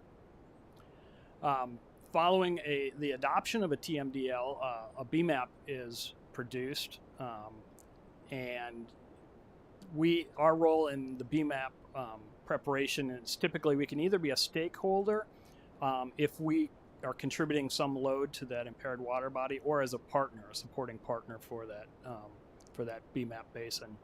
And we also, of course, generate and help with project development to support that BMAP. After that's adopted, we measure effectiveness, and our role again in that is monitoring. We intensively monitor many of these BMAP water bodies, and again, that goes into the state database and helps to measure effectiveness. And finally, that I'm going to interrupt you for a second. Sure. It sounds counterintuitive that we would be a stakeholder, because our job is often perceived as only regulating. Explain how we could be a stakeholder. So many of our properties that are designed for flood control or restoration have discharge to them, either a specific structure or tributary outlets or something like that. And so we actually, even though we are doing restoration activities, in some cases we are providing a load that has to be accounted for. And is it in a typical BMAP situation, where we are a primary stakeholder, or does it just case by case? It's case by case. Right. Typically, in most of the BMAP areas, we are probably if we are a stakeholder, it's a minority load. All right. What would you call minority? Like 30% or 3%? Much single digits. Okay, got it. Thank you. Yep. Any other? Everybody feel free, as I just did, to jump in. Yep, please. All right, go ahead. So historically, there have been a number of impacts to Lake Jessup. They generally fall into three categories: increased nutrient loading due to wastewater effluent, stormwater runoff, loss of floodplain habitat and function, and reduced circulation between the St. Johns River and Lake Jessup. And those impacts all coalesce into really having produced increased algal blooms in the lake historically. And algal blooms, as you've probably heard us discuss, result in loss of submerged aquatic vegetation, muck accumulation, fish kills, and certainly downstream effects, in this case to Lake Monroe. So historically, these have been significant impacts to Lake Jessup. Lake Jessup does have a BMAP. Here I show results from the 2022 statewide annual report, which reports on the BMAP. To date, there have been 125 stormwater projects, 14 wastewater projects with almost 900 septic tanks converted and 600 more planned, 7 in-water body nutrient removal projects. And I'll say that those in-water body nutrient removal projects are not in Lake Jessup. They are in water bodies within the watershed. So they contribute to the health of Lake Jessup, but they're not directly in Lake Jessup.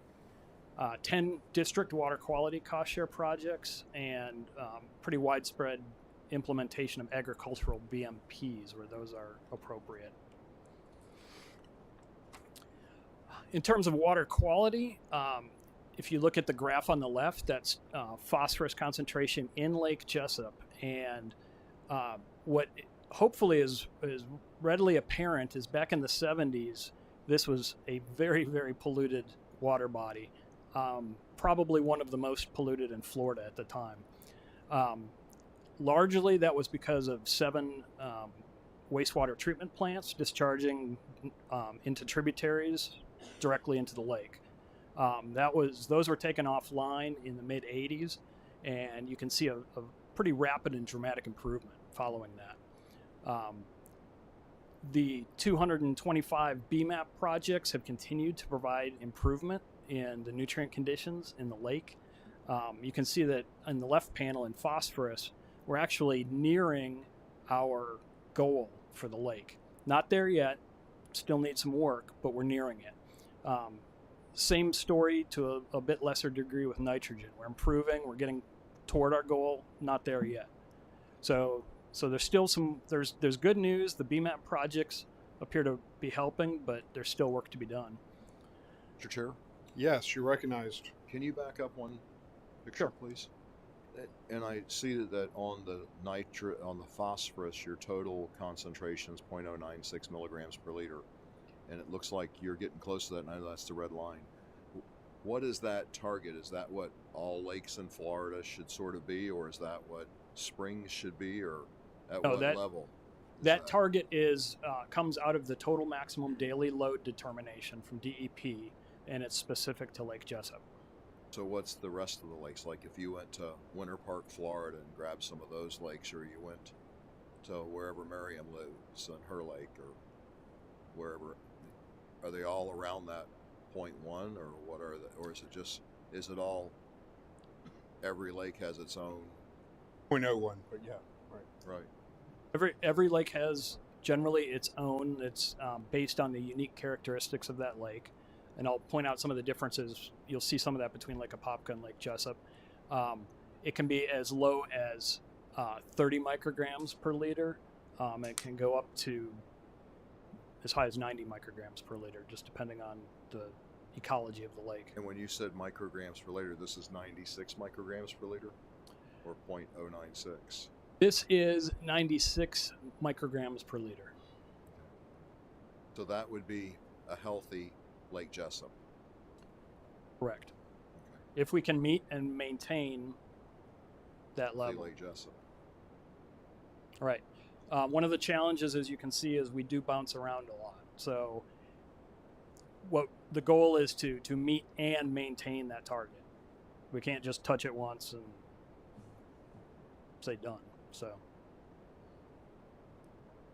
it's healthy for phosphorus, not for that's the number for phosphorus. Correct. And you'll see on the nitrogen panel on the right that we're a little bit higher. So these don't always track one-to-one. Sometimes you need to do the things. The 0.197 mg and the 0.096 mg targeted concentrations, those are numbers that are reflected in a BMAP that has been approved, and that is the TMDL that the BMAP suggests would, when it comes to phosphorus and nitrogen, would, if we reach those on a regular basis, those levels, we will have a water body where you can recreate, swim, and otherwise be healthy. That is correct. All right. Moving up into the watershed, we've got 3 tributaries that contribute to Lake Jessup. Soldiers Creek, G Creek, and Howell Creek. Those provide the vast majority of input to the lake. What you can see here is that the tributaries actually are meeting or exceeding their limits. So in terms of the watershed, we're doing a very good job, and this reinforces what I said about the BMAP projects. We're doing a very good job in the watershed, and the tributaries appear to be meeting the goals that were set for those streams. This may seem like an odd question. Not at all. Go back to the slide. Sure. Go ahead. On the tributaries, the target concentration, is there a danger to coming underneath it? Are we getting it too stripped out below its natural level? No, not at all. Okay. It's 0 would be ideal. You can never get. Well, we'll never get to 0, so I don't think I'm not saying that's obtainable, but his point is the lower it is, the better. Correct. Okay. Even in a natural system with no people in it, you're still going to have load. Some phosphorus and some nitrogen, correct, just because we live in a world that has phosphorus and nitrogen. But correct. Yeah. Go ahead, Chris. You know, in a prior month, we'd seen some maps on Lake Jessup, and it looked like there was some higher concentrations in and around where Howell Creek came into Lake Jessup. But I find that we're having the concentrations coming out of Howell Creek, the measurements look that's actually contributing to those higher loads that we see on the map of Lake Jessup in where Owl Creek comes into Lake Jessup? I'm not aware of which specific maps you're talking about, but Okay. Certainly, what you do see is variation. So Okay. typically, in an Ian event or a tropical event or something like that, you probably will see higher concentrations and higher load temporarily. These things aren't static; they do vary. You recognize. Yeah, Dean, are you seeing a spike during windy conditions, the resuspension of phosphorus in the muck inside the lake? Yes. Resuspension can be a problem in Lake Jessup. There are lots of mucky sediments in Lake Jessup. We don't often capture that because our monitoring is typically once per month.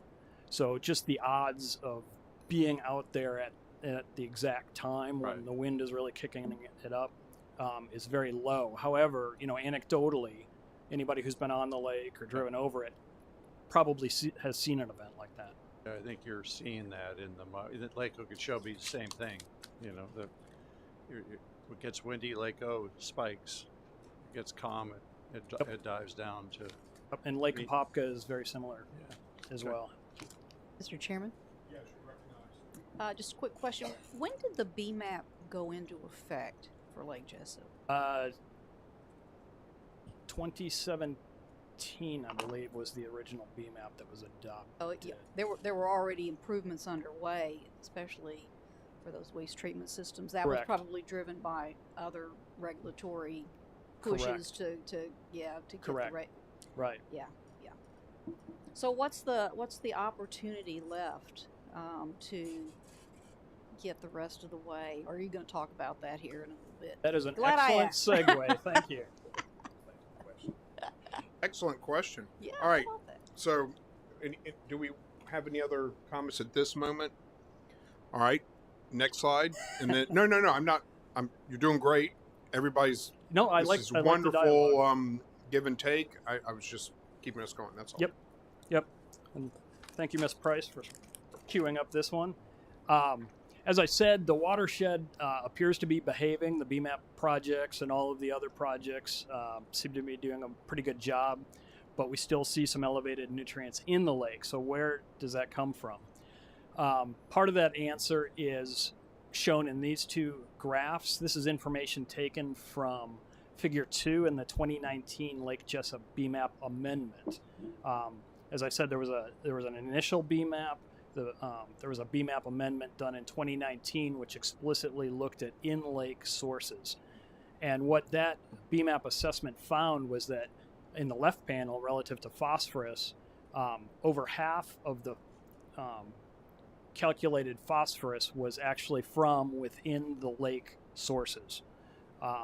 Nitrogen, a little bit less, but still a pretty significant contributor to loading within the lake. So the question about where is the next frontier, what can we do? It appears from these data and from the modeling that supports these data that in-lake sources are a significant next hurdle in Lake Jessup. Correct. So there's phosphorus and nitrogen within the muck itself. There's also groundwater inputs coming in that to some degree flush that muck, but also bring their own nutrients. But the important point is it's coming from within the lake. Mr. Chairman? Yes, sir. You're recognized. What about the shad harvesting that we are so happy with in Lake Apopka, and I think we're doing it in some of these other lakes? Is there shad problems in Lake Jessup also? Yes. And does that make a little bit of a difference, or is it a big bang for the buck difference?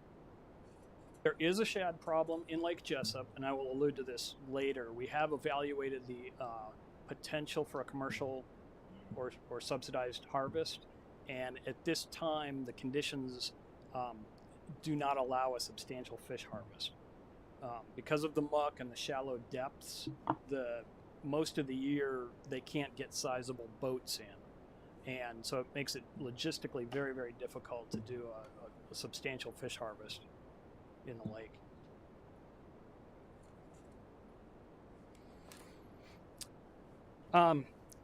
So I think everybody recognizes Lake Apopka has been a very successful restoration, and so there's probably some inclination to compare the lakes, but there's very important differences between the lakes.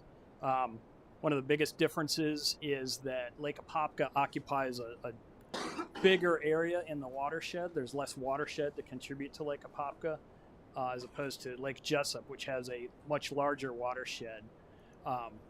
The nutrient loading sources are important.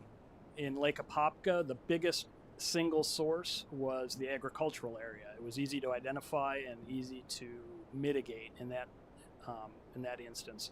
Lake Jessup, because of its bigger watershed and more urban area, has a more diverse set of loading sources. So it's a little bit harder to get that diversity under control. There's some other important differences. Lake Apopka is well mixed, has a relatively long residence time.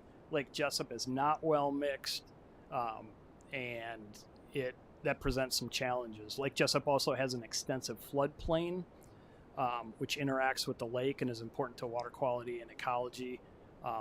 Lake Apopka does not. So there's some really important differences, and I think that speaks to the differences in TMDLs. The watersheds are different, and the lake itself is different.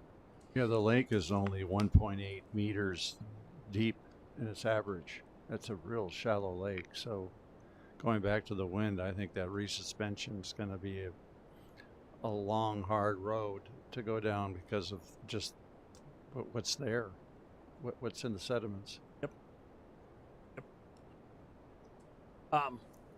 With respect to the hydrology, Lake Jessup is probably our most variable lake that is connected to the river. The water levels can vary typically over 8 feet.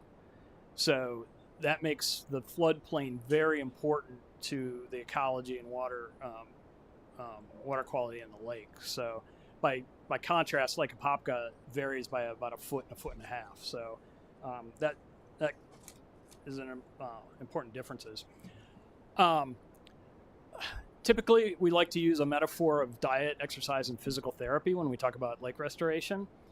Diet being external load reduction, exercise being legacy load reductions, those in-water body sources, and physical therapy being improvements to the natural system. You can see a number of major projects for Lake Apopka that we've talked about, that you've probably heard about in the past. There's analogous projects in Lake Jessup that we're undertaking or investigating, and I'll talk about some of those coming up. And because of the differences in the lakes, you can't, the prescription for any given lake is not likely to be the same. There's going to be different flavors, so you'll see a little bit of that. I mean, if we tell that to our doctor the next time he does probes and stuff, I don't think he's going to look at us the same way. Correct. Yes, I think that's a fair point. I think Chris Kinslow talked about this very nicely. The middle St. Johns River floodplain is very extensive. We recognize that. You can see on the left the 100-year floodplain around Lake Monroe and Lake Jessup and our restoration area. And on the right side, you can see properties that we've purchased in response to that flooding. So, we think it's important that we maintain and preserve and improve those floodplain habitats. And Real Estate Services is, in fact, actively working to fill ownership gaps on the north side of Lake Jessup. One of the issues, Mr. Bornick alluded to this, is really there's poor circulation in the lake, especially with the river, very poor flushing. This is a model, a little grab from a hydrodynamic model we did. And you can see that a lot of times the lake is this dark blue, which is very, very poorly mixed. The water is not moving. And somewhat uniquely, when the wind does kick up, you see gyres set up. So that's those circular flow patterns, particularly on the west and the central part of the lake. What that does is really isolate parts of the lake from other parts of the lake and actually reduces total flushing. the upshot of that is that where you put projects can have different effects on the lake. If you put it on the east side in a well-mixed area, it's going to have a different benefit to the lake than if you put it on the west side that's more poorly flushed. So location is important when you're thinking about projects in Lake Jessup. In terms of exercise, we've looked at a number of options in the past. And again, by we, I mean many different agencies and stakeholders. FWC evaluated dredging in the past, but found no cost-effective way to manage the muck. And the muck is generally produced by the deposition of dead algae from the algae blooms that have occurred in the past and currently. Tributary inputs of sediment seem to be a minor component in Lake Jessup. We looked at sediment sumps. We actually tested that in Lake Jessup, in Lake Apopka. And in that case, we did not find that those sumps permanently stored superficial sediments. So I don't think that's a cost-effective solution. Drawdown was evaluated and not deemed feasible simply because of that gigantic fluctuation you see. It's a huge watershed, large fluctuation, lots of exchange with the river. That makes drawdowns infeasible. And finally, the fish harvest. FWC was concerned about potential harm to the bream fishery in the lake. And as I said earlier, it's often too shallow for commercial scale boats to get in and effectively harvest. We are looking at other forms of exercise, specifically water column P removal. DEP supported an innovative grant that looked at the floating HAB harvester. That was evaluated, I believe, 2 years ago. As I mentioned to the board 2 months ago, we're also evaluating the effectiveness of possible chemical inactivations for sediment phosphorus flux. That's underway. That should be wrapping up in the next few months.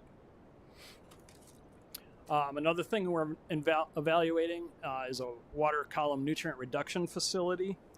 In 2021, CDM Smith evaluated nutrient removal concepts. This analysis included evaluation of a wetland treatment system and alternative treatment technologies with limited land requirements. The treatment system we're considering could be located on 9.7 acres of district-owned property along the southeast shore of the lake. Development here would not affect wetlands and doesn't require substantial land improvement. And we think that possibly this facility could remove about 6,000 pounds of phosphorus and up to 70,000 pounds of nitrogen per year. We will procure a contractor to design a full-scale nutrient removal system beginning in the last quarter of this fiscal year. The RFQ was advertised in mid-July, and we're reviewing that. And we anticipate coming to the September board to obtain approval with an expenditure agreement for that successful respondent. And I'll introduce Dr. Annalise Wester. She's the project manager on that project. She'll be coming to you next month to talk more about this project. In terms of physical therapy, one of the big things that the district has done, as I mentioned, we did acquire substantial amounts of floodplain beginning in 1990s. And an important feature there is removing berms that exist in wetlands, and that gives us the opportunity to do land management activities to enhance the benefit of those floodplains. Another important physical therapy step that was taken at Lake Jessup was the removal of a causeway and a low-span bridge. This entire span was a causeway cutting off the floodplain, and we had a low-span bridge with one functional opening. That really reduced exchange between the river and the lake. In 2010, DOT installed a high-span bridge essentially from tree line to tree line that allows passage through this other channel and high water passage across that entire floodplain. that dramatically increases exchange with the river and benefits the lake. And here you can see another picture of that bridge from the north, and I think you can appreciate how much connectivity is provided at high water. So I showed you a version of this slide before with impacts to Lake Jessup, and I'll just highlight, and this is just a way to concisely put those diet and physical therapy and exercise projects into context with those impacts. So watershed projects, legacy load management, which we're investigating, some of the physical therapy with floodplain, and benefits to the circulation. So historically, we have really tried to address all of these areas of impact, and we continue to do that. So going forward, we look to partner with DEP and local governments. We continue to collect water quality, hydrology, and biological data, continue to work with stakeholders. We continue to conduct supported project design, implementation, and applied research, pursue cost share projects, and then particularly looking at some of those in-lake treatment options, specifically the sediment treatment and the in-lake treatment facility. And as I mentioned, Real Estate Services is continuing to pursue options or opportunities to acquire floodplain, and a big help for that is the potential acquisitions that we've put together for the critical wetlands list. And that is all I have for you today, so I'll take any questions or comments. Great overview, and that's what we were looking for. Thank you. Does anybody have any questions or comments? I just want to say, in the movie Back to School, at the end, the final exam, Rodney Dangerfield sweating over and said, "I think I gave birth to an accountant." A lake biologist. Right. One of my favorite movies. It is a great movie, and I feel like George and Seinfeld. I'm a marine biologist. Save the whale. Today, I felt like a marine biologist. Anybody else have any questions or comments? All right. Thank you. Great job, Dave.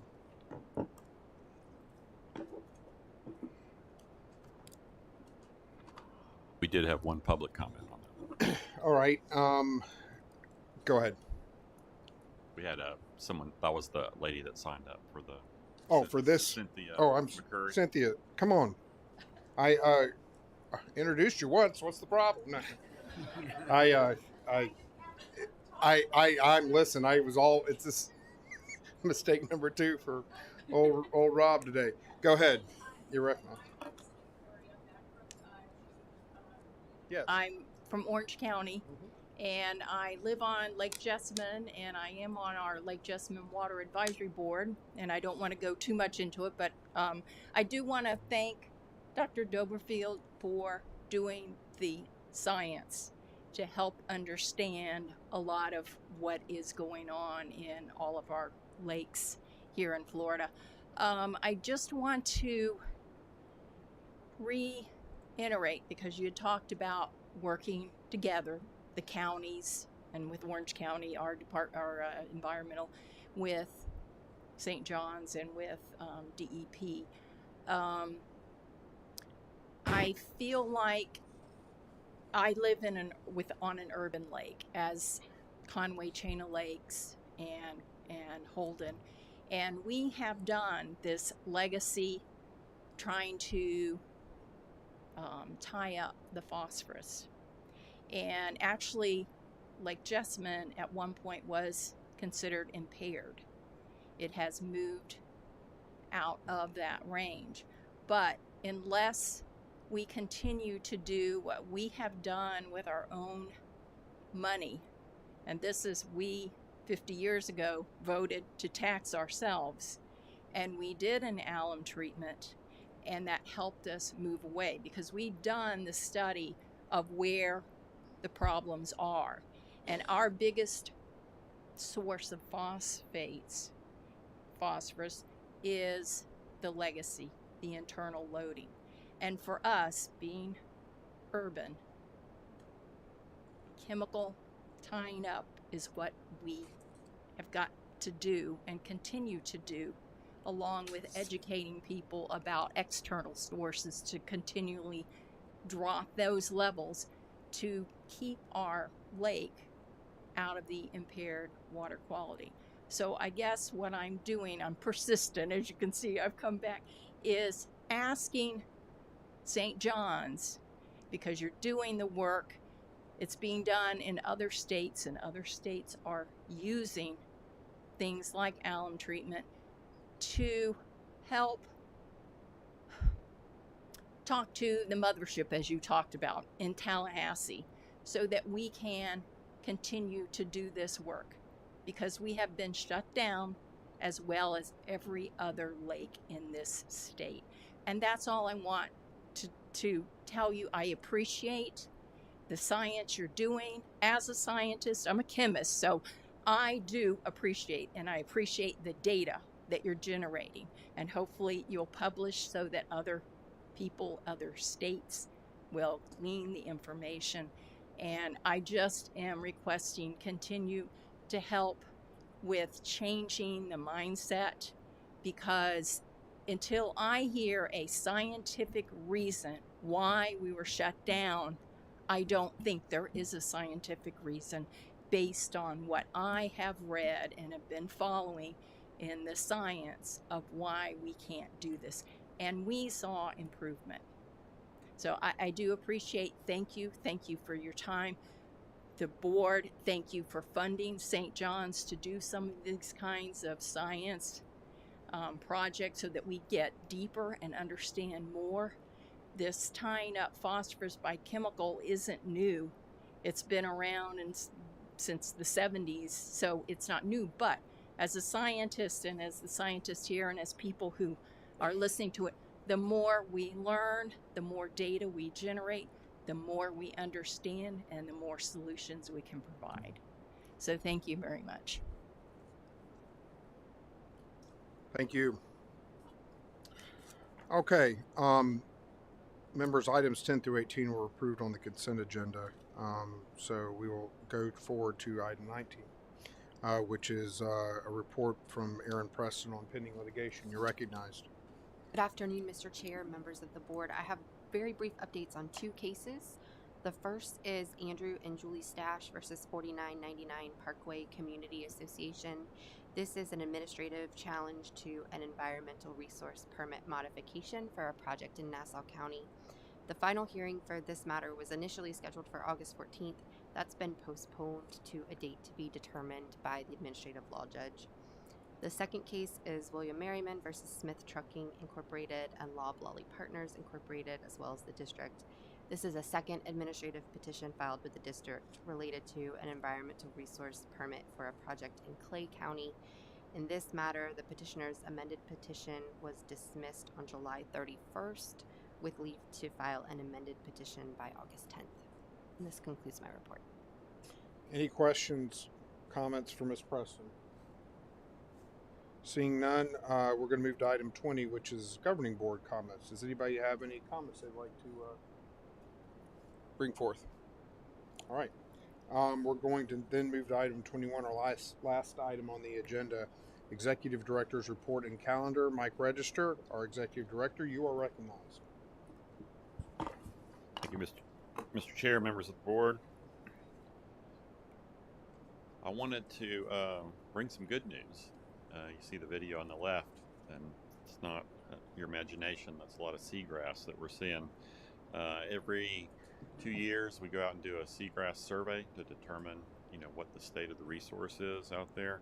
We are currently at the part of that where we're ground truthing some of the photography, and this is an area in the Mosquito Lagoon, mainly northeast of Hall River Canal, and working their way toward Apollo Beach. And there were many acres of seagrass that look like this. And one of the encouraging things about this, even though it's in this area, and we'll wait and get the entire report when it's completed, it demonstrates that there is seed out there so that when conditions are right, the seagrasses can recover. And so that survey should be completed around the April timeframe, and we'll be bringing back a full report on the status of it during that time when that comes about. We were also asked to come back and give a little bit more information and analysis on the Jacksonville Service Center. It has been occupied by the district since 1986, so not quite as long as Ron Allen's been working here, but very close to it. We have about 30 staff, primarily regulatory staff, that work out of that office, almost 10,000 square feet. The average lease cost per year over the term, and we renegotiated in 2020 for a 10-year lease that we signed in early 2021, is for $182,000, a little over $182,000 a year, with a 2.5, and that's over the entire 10-year lease, but within that it includes a 2.5% per year escalator. We looked at comparable office spaces within the area, and seeing that our current rate there is $18.29 a square foot. And you see they range anywhere from 17 to 20 something. So we feel like we're in a pretty good spot with what current rates are, and I thank the real estate services group for putting together this information. There are some differences between some of them that you can read over there on the right side, and also this doesn't include, we'd have to probably do some reconstruction, some furniture moving, some moving our IT services and our computer systems over, which would be a little bit more of an expense for those. Like those suckers at the FDAP are getting I wasn't going to paying highlight more than us. Wasn't going to highlight that. That was a joke. I'm not gonna, I'm sure it's a great deal for them. I'm sure it is. We did look at office space for sale within the area. These range from about $2.5 to $3.5 million for something that's about the size of that. What it doesn't consider, obviously, is that we would have to take care of maintenance, janitorial services, and some of the other building things that come with our lease. So we could do a little bit more detailed analysis of that. We also looked at building. We took a look at properties within the area. The one with sufficient size ranges from about $500,000 to $5.5 million just for the property. And we used the tool that we had available to us for a quick estimate was the 2019 National Building Cost Estimator. So the estimates that you have here of about $3 or $4 million to build the facility doesn't include the recent increases in cost due to inflation, and it also doesn't include some of the things there that you see with impact fees and furniture. So, based on that analysis and based on looking at the information that you had us look at, the renewal options within our lease, we have 2 5-year renewal options, and it also allows the district to terminate in one of 2 ways. Within 6 months written notice, if a space becomes available in either our own building or another state-owned building that we can move to, or within 90 days written notice before the end of each year of the term. So each year we have the ability to get out of the lease if we want to with those terms. That would mean notifying them in October 1st to be able to get out.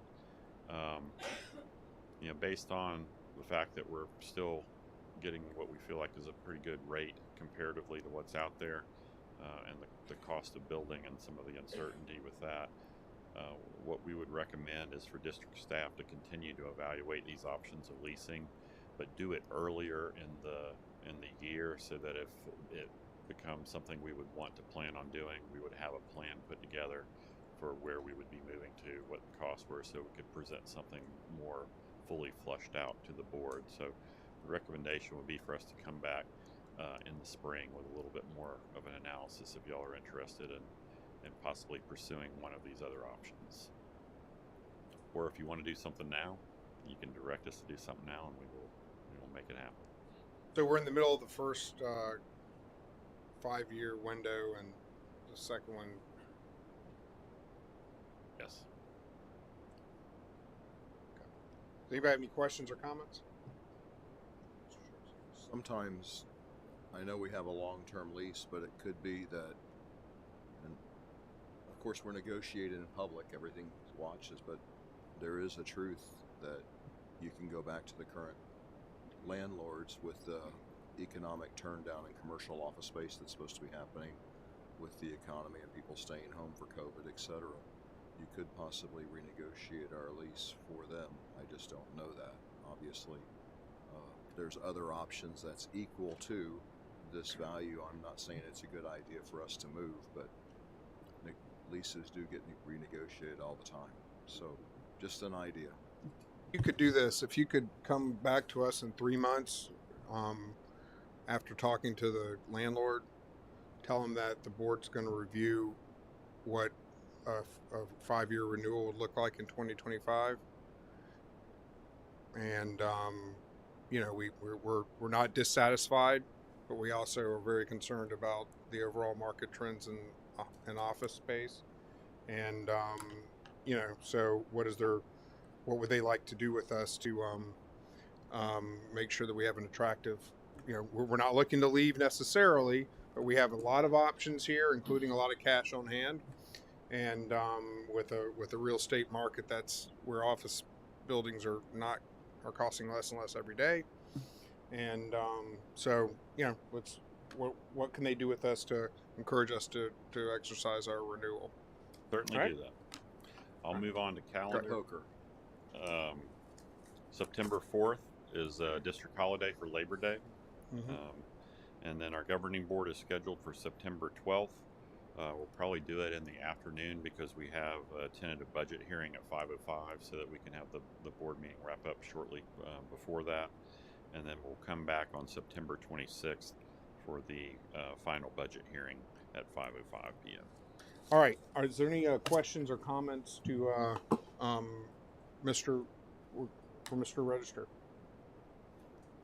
All right. Thank you, Mike. Great job as always. Appreciate all the staff. Everybody is feel like we're running on all cylinders, and I want to thank my fellow board members for being so active and engaged and talented as we do the work of the people. Without objection, this meeting is adjourned.